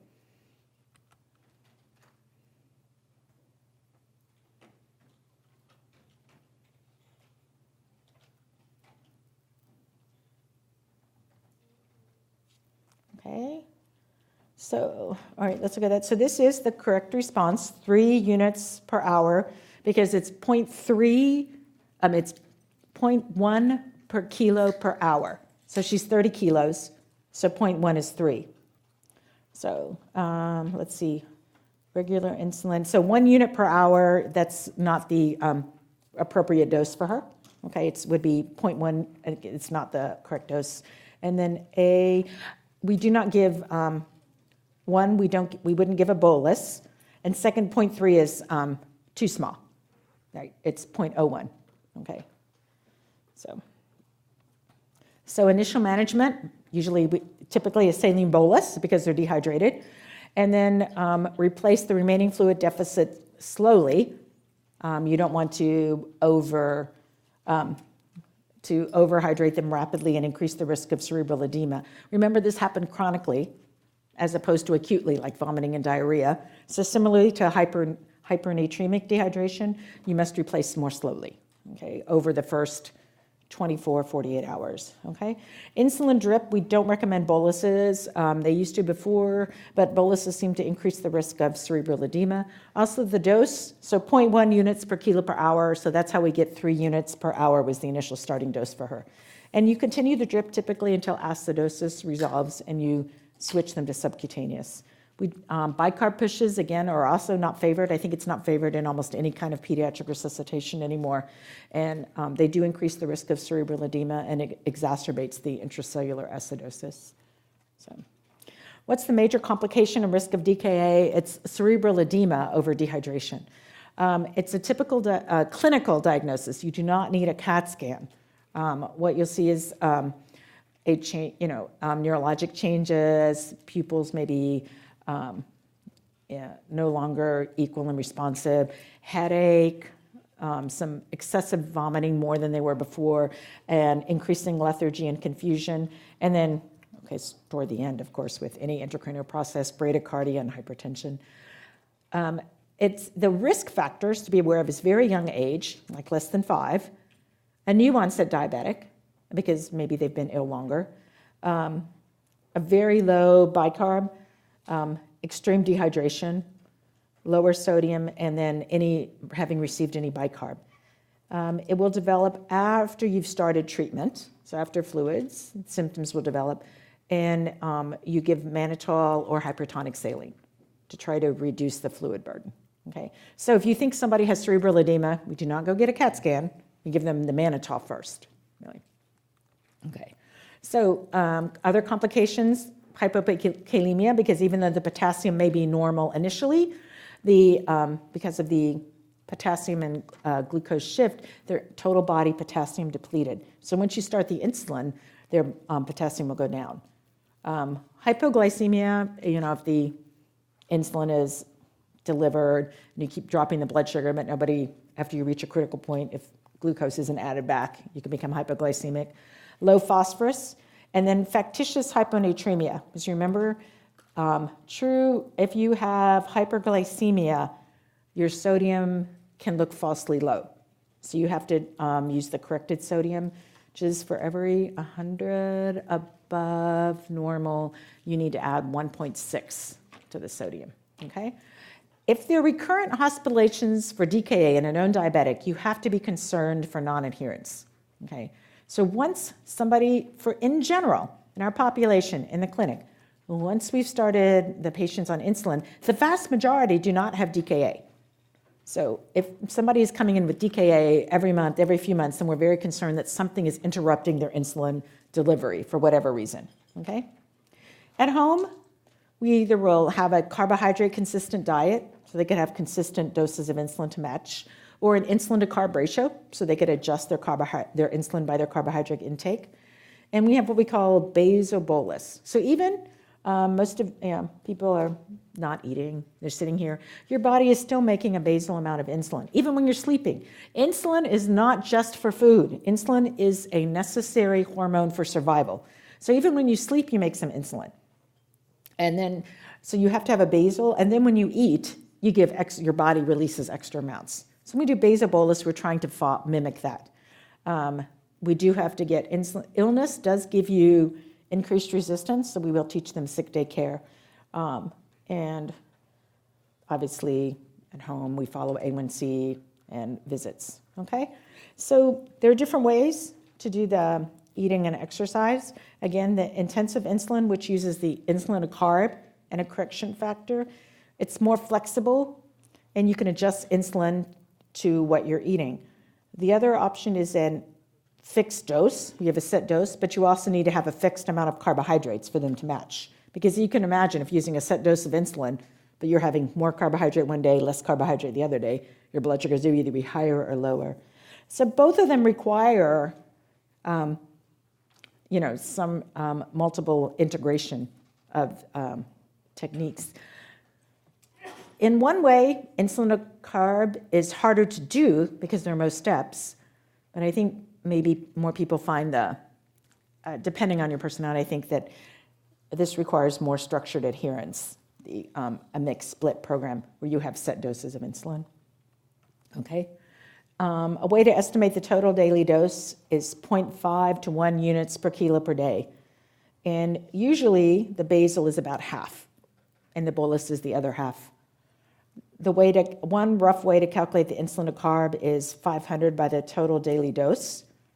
And the correction factor, the amount of insulin how 1 unit of insulin, the amount 1 unit of insulin will reduce your blood sugar is typically 3 times your insulin to carb. So that's how we call it the rule of 1500 and the rule of 500 because, 1500 is 3 times 500. All right. Just as an aside, so in these regimens, you have some basal insulin. The common ones are glargine, NPH, Dedamer, and there's a new one, Degludnic. Those are the basal insulins. They're flat. They don't peak. Taking a dose does not cause any rapid change in blood sugar. So if you want to decrease the high blood sugar, you don't give a unit of glargine. That's your basal dose. You would give aspart or Humalog is Lispro, aspart is Novolog. An insulin pump is rapid-acting insulin only. So typically Humalog and Novolog are the most common brands. And it releases a little bit of insulin every hour, so that's your basal. And then you program it to give the insulin to carb and the correction factor.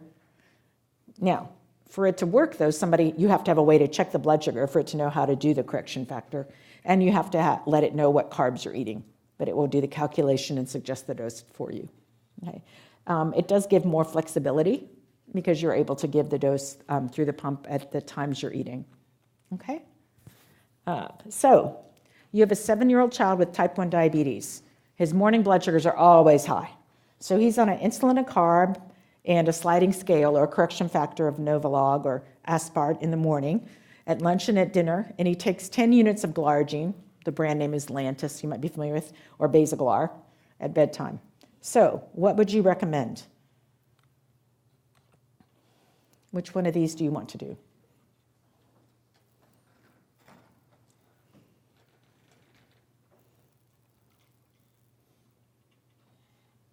Okay.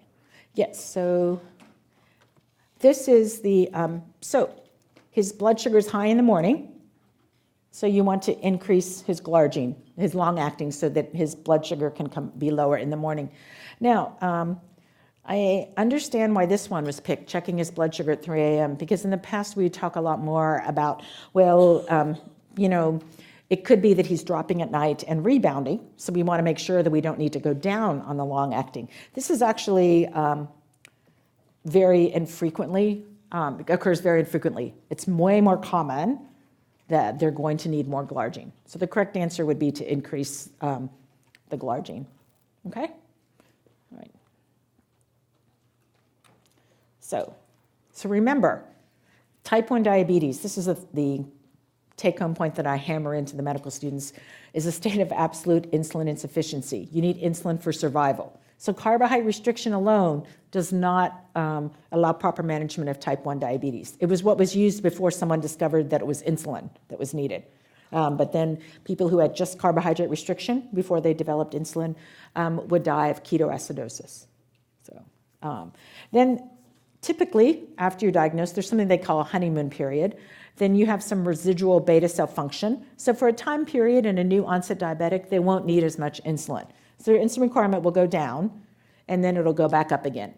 How long does it last? Well, that's why they call it a honeymoon period. It really varies. So months to years. Not all patients will have one. It's very important to tell parents because to expect this, and that the insulin production, that this is a temporary recovery of the insulin production, it'll go away, because if not, they will, mistakenly might think that the diabetes is gone, okay? Dawn phenomenon, this is what our patient was having some degree of elevated blood sugar in the morning due to the normal release of our counter-regulatory hormones, the growth hormone and the insulin wearing off, okay? We increased the long-acting insulin to manage this, okay? And if this doesn't work, then you might want to check the overnight blood sugar. Okay, now, sick day rules. You should check for ketones if your blood sugar is above 240 or 300, depending on which sick day protocol you use. Basic management is fluids and hydration, and you still need insulin. You might need increased amounts of insulin. Things that might lead you to be more concerned that you might need to have them evaluated in the clinic or the emergency room is if they, obviously, the same as for other pediatrics, if you can't keep down enough fluids. And in diabetics, they're more sensitive to this because not only do you need to keep fluids to prevent dehydration, you need to keep enough intake to support your use of insulin. Because if they're vomiting, if they're only able to tolerate tiny sips of clears maybe, well, they will get a low blood sugar if you give them their insulin because they're not eating enough.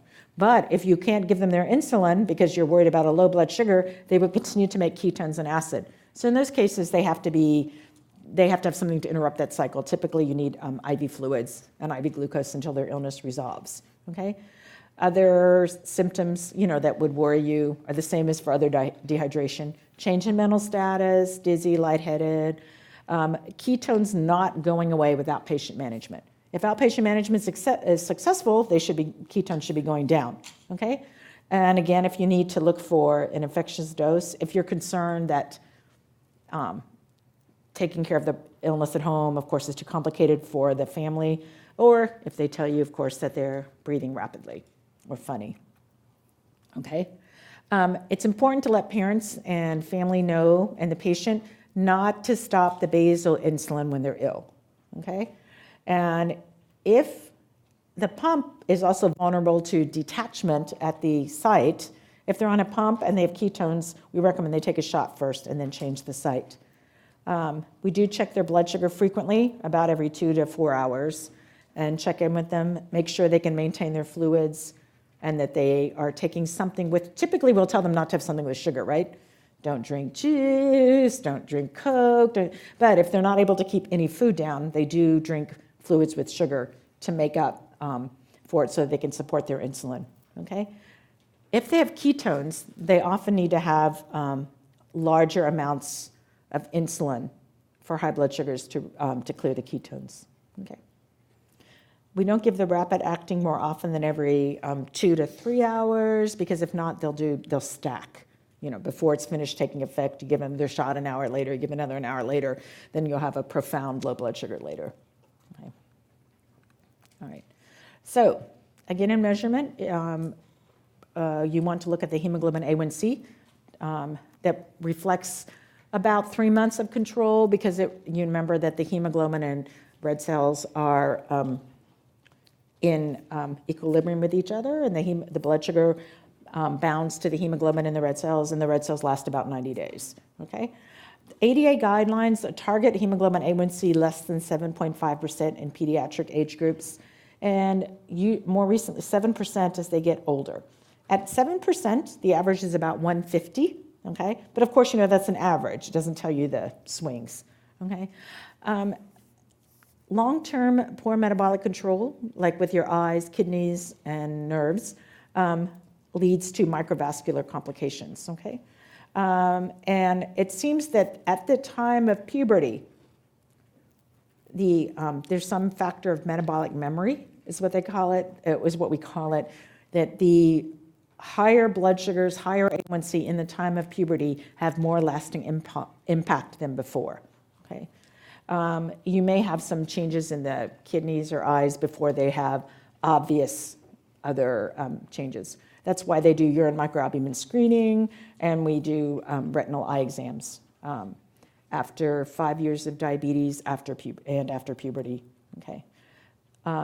good metabolic control, meaning maintaining your blood sugars as close to the non-diabetic range as you can, decreases your risks and delays them, okay? So, in complications for diabetes, we screen after 5 years, and if they're pubertal, for retinopathy, and right at diagnosis for type 2. The recommendation for screening right at diagnosis for type 2 is that it's less clear how long the hyperglycemia might have been going on, okay? Nephropathy or microalbuminuria will present in 40% of patients with type 1 if they've had it ongoing. An ACE inhibitor will slow the progression, as will improve diabetes control. We start screening again after age 10 with at least 5 years for type 1 and in type 2 at diagnosis. And we use a spot urine microalbumin to creatinine. Now, neuropathy, we haven't seen this too much in children, but I have seen some teenagers, does improve, that where they have numbness or funny tingling sensations will improve with improvement in control. Neurologists will use gabapentin for it, okay? All right, so let's go on to associated conditions in type 1. Child with type 1 is at the highest risk for developing which of the following among the autoimmune conditions?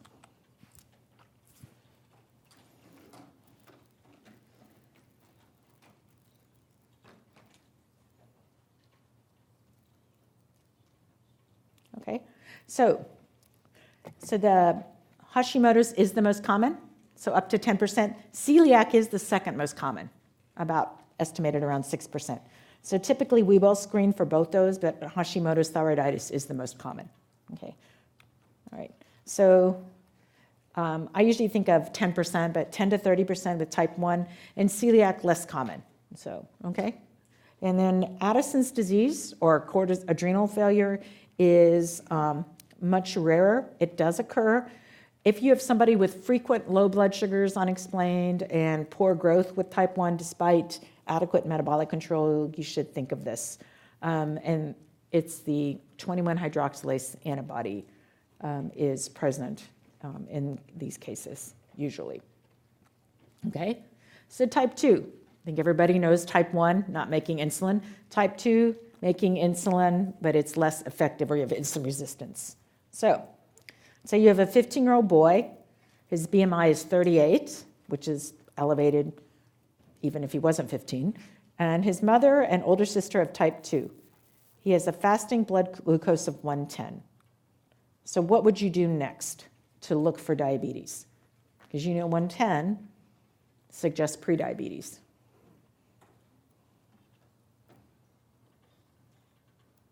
Okay. So, all right. So it's correct that you could measure a 2-hour glucose tolerance test and you could measure glycated hemoglobin. Either one of those would be reasonable steps. Okay, so hemoglobin A1C greater than or equal to 6.5% would tell you that he has diabetes. And glucose tolerance test with a peak of 200 or more at 2 hours would also tell you that he has diabetes. So both those would be the correct next step.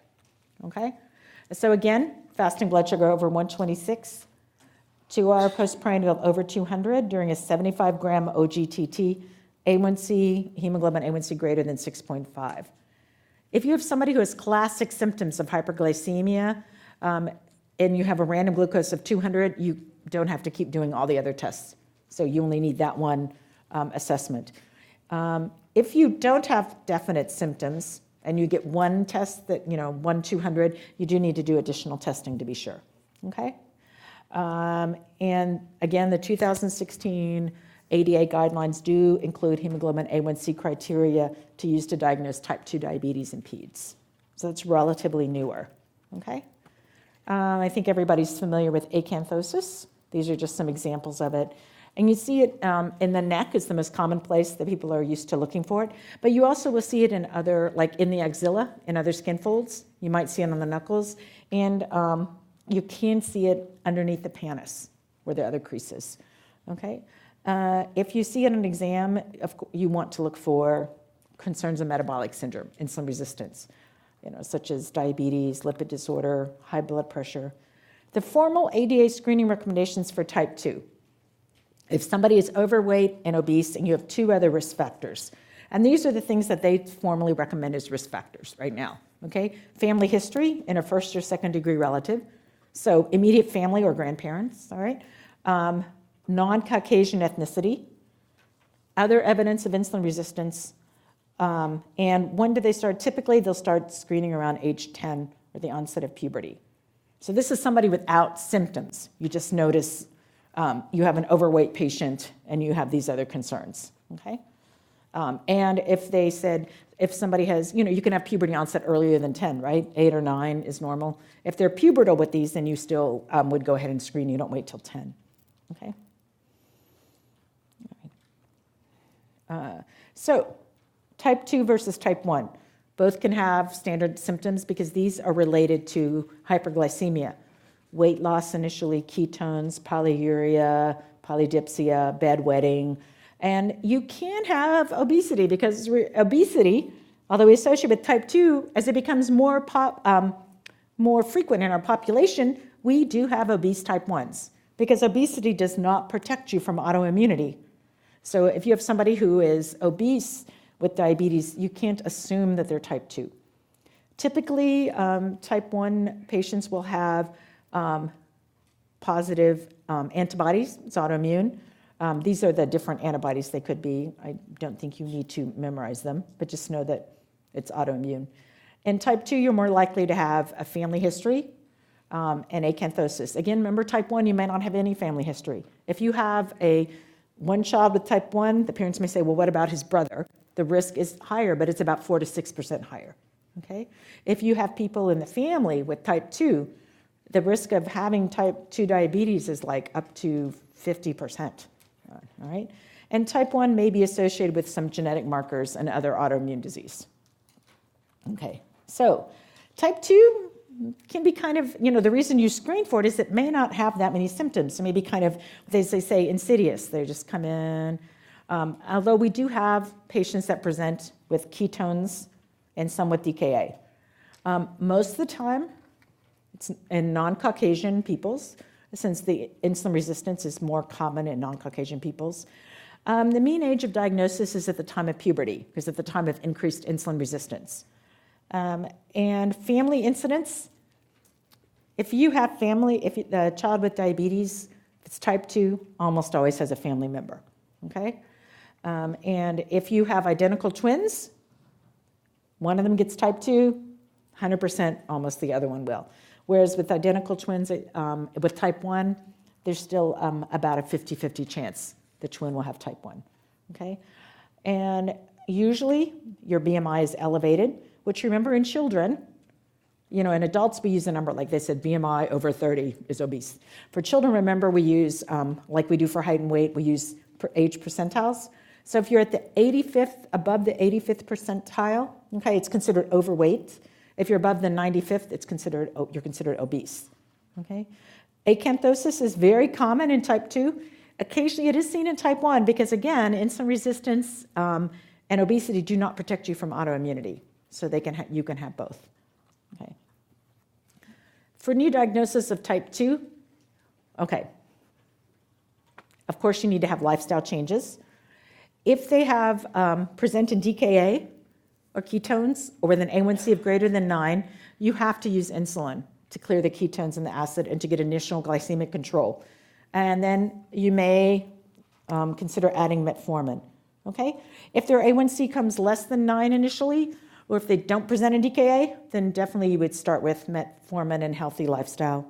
Now, so the good thing, okay, so in pediatrics, remember, these are the only 2 drugs that are approved for type 2 diabetes. You see all these commercials for all these other meds, you don't have to remember them for the exam. So just insulin and metformin, those are the only 2 drugs that are approved, and that's what they'll ask you on the exam, okay? All right, and then these are, I'm sure you're all familiar with standard exercise and healthy nutrition guidelines. All right. Now, why do we screen earlier? Because again, you're not really sure how long they've had diabetes. It's not the same as type 1 that it happened very rapidly. So we do, of course, recommend blood pressure and screening for eye disease, microalbumin for kidneys, and fasting lipids, okay? And then similar to following type 1, this should, in management, you should have blood sugar and A1C checked every 3 months, microalbumin, lipids, retinopathy, neuropathy annually, and then different from type 1, we do look for additional complications, okay? You have to think they could have PCOS, sleep apnea, fatty liver, orthopedic problems such as slipping of the hips, skiffy, psychosocial adjustments, okay? So all these things are more common in type 2 diabetes. All right, there's another question. A 13-year-old in your clinic. He has large waist circumference, BMI is more than 95th percentile, so in the obese range. A blood pressure is elevated for age and height. He has a lipid panel with elevated triglycerides and low HDL. So which associated diseases should you be concerned about?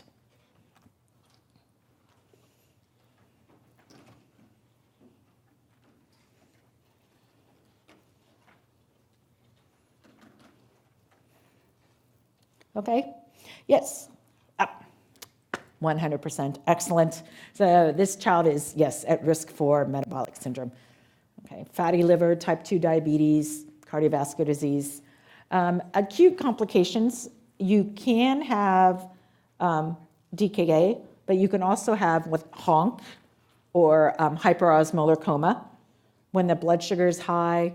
The bicarb is not acidotic, you don't have much ketones, and high serum osmolality. A fair enough, so 4%, which is, a reasonable incidence of our type 2 patients in pediatrics present with this, and mortality is very high, and they have a high risk of cerebral edema. So the reason that these kids, even with such a high blood sugar, do not go into DKA is because they still have endogenous insulin. They're not responding to it, but it's suppressing the ketosis. And they may not feel ill until suddenly they may be walking around for a long time, high blood sugar. They've been peeing a little more, and then they're losing weight. Usually they're very happy that they're losing weight. They're losing an incredible amount of weight, but this is from the hyperglycemia. Okay, so let's go on to one of the complications. Polycystic ovarian syndrome. Okay, you're seeing a 15-year-old girl with irregular periods. She had menarche at 10. She's had periods every 3 to 6 months since then, with her last period 4 months ago. So you'd have thought by the time she was 12, she should have regular periods, okay?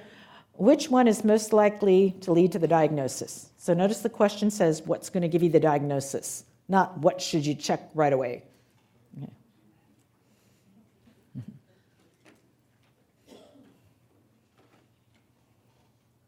Okay. Okay, so I think everybody, obviously, she has polycystic ovarian syndrome. So FSH and LH, it is true that you have an abnormal LH to FSH ratio, but the diagnostic criteria are elevated androgens. Okay, so the diagnostic criteria for PCOS in the United States and NIH are menstrual abnormality, usually irregular periods or oligomenorrhea, so insufficient periods, and elevated androgens, either clinical, so you see hirsutism, or elevated free testosterone, okay? So that's why C is correct, because FSH and LH may have an abnormal ratio of 3 to 1, suggesting it's PCOS, but it's not a diagnostic criteria.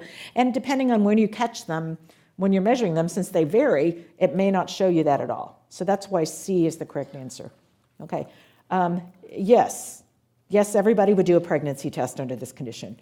But then it doesn't ask you what should you do. It asks you what would lead to the diagnosis, okay? Okay, so again, PCOS by definition is hyperandrogenism. So either biochemical, meaning you measure the free testosterone, or clinical. You see hirsutism, facial hair in a girl, and excessive acne, persistent lack of periods or abnormal menses, association with insulin resistance, so either glucose intolerance or type 2 diabetes. So you should check an A1C and or a glucose tolerance test. Management. So management, notice we don't say treatment, it's management because it doesn't go away, right? So first line management is oral contraceptives, It will make the periods regular. It'll decrease the hirsutism. Second line is metformin, especially if they have evidence of prediabetes or type 2 diabetes. Okay. All right. And hypoglycemia. I think this might be our last thing. So, approach to a child with hypoglycemia. You know how everything starts with a history and physical. Nobody ever says skip that. And so if you see a child with hypoglycemia, you want to know if they've had a recent illness, because then they're, especially younger kids, are more prone to low blood sugar when they haven't been able to eat. Previous, like if you, how we see, it's like, oh yeah, this has happened 4 times before, whenever they get sick. How well they're growing, because growth hormone deficiency can present with hypoglycemia, not typically as you get older, but you want to make sure they're growing okay. If you have a newborn, you want to know, what was their birth weight and their gestation? Because prematurity, small for gestational age, IUGR, all those can give you risks of low blood sugar in the newborn period. Any kind of exposure to toxins or medications, and obviously gestational and perinatal history, okay? So you look, of course, at their height and weight. We look for midline defects because, since we're endocrinologists, we always think that there could be hypopituitarism, so adrenal insufficiency, central, and or growth hormone deficiency, okay?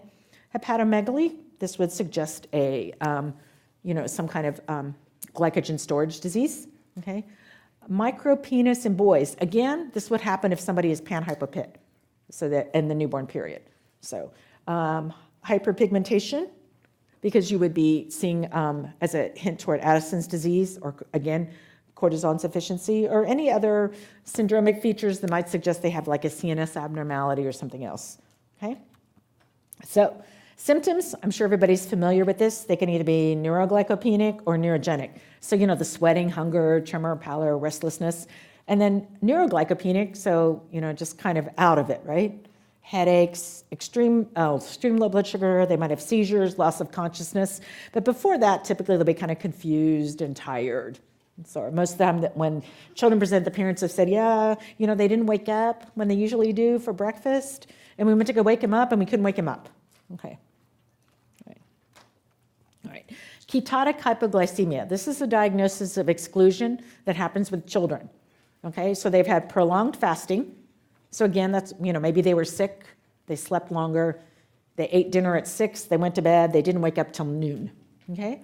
So then they have ketones, because that's the normal response. Your liver should dump out your stores, and then your body should start to make ketones to try to compensate for the relative period of fasting or starvation. More commonly in a smaller kid, because the little kids can't tolerate long fasting, who are thin, okay, who are kind of marginally eating all the time. It's a diagnosis of exclusion.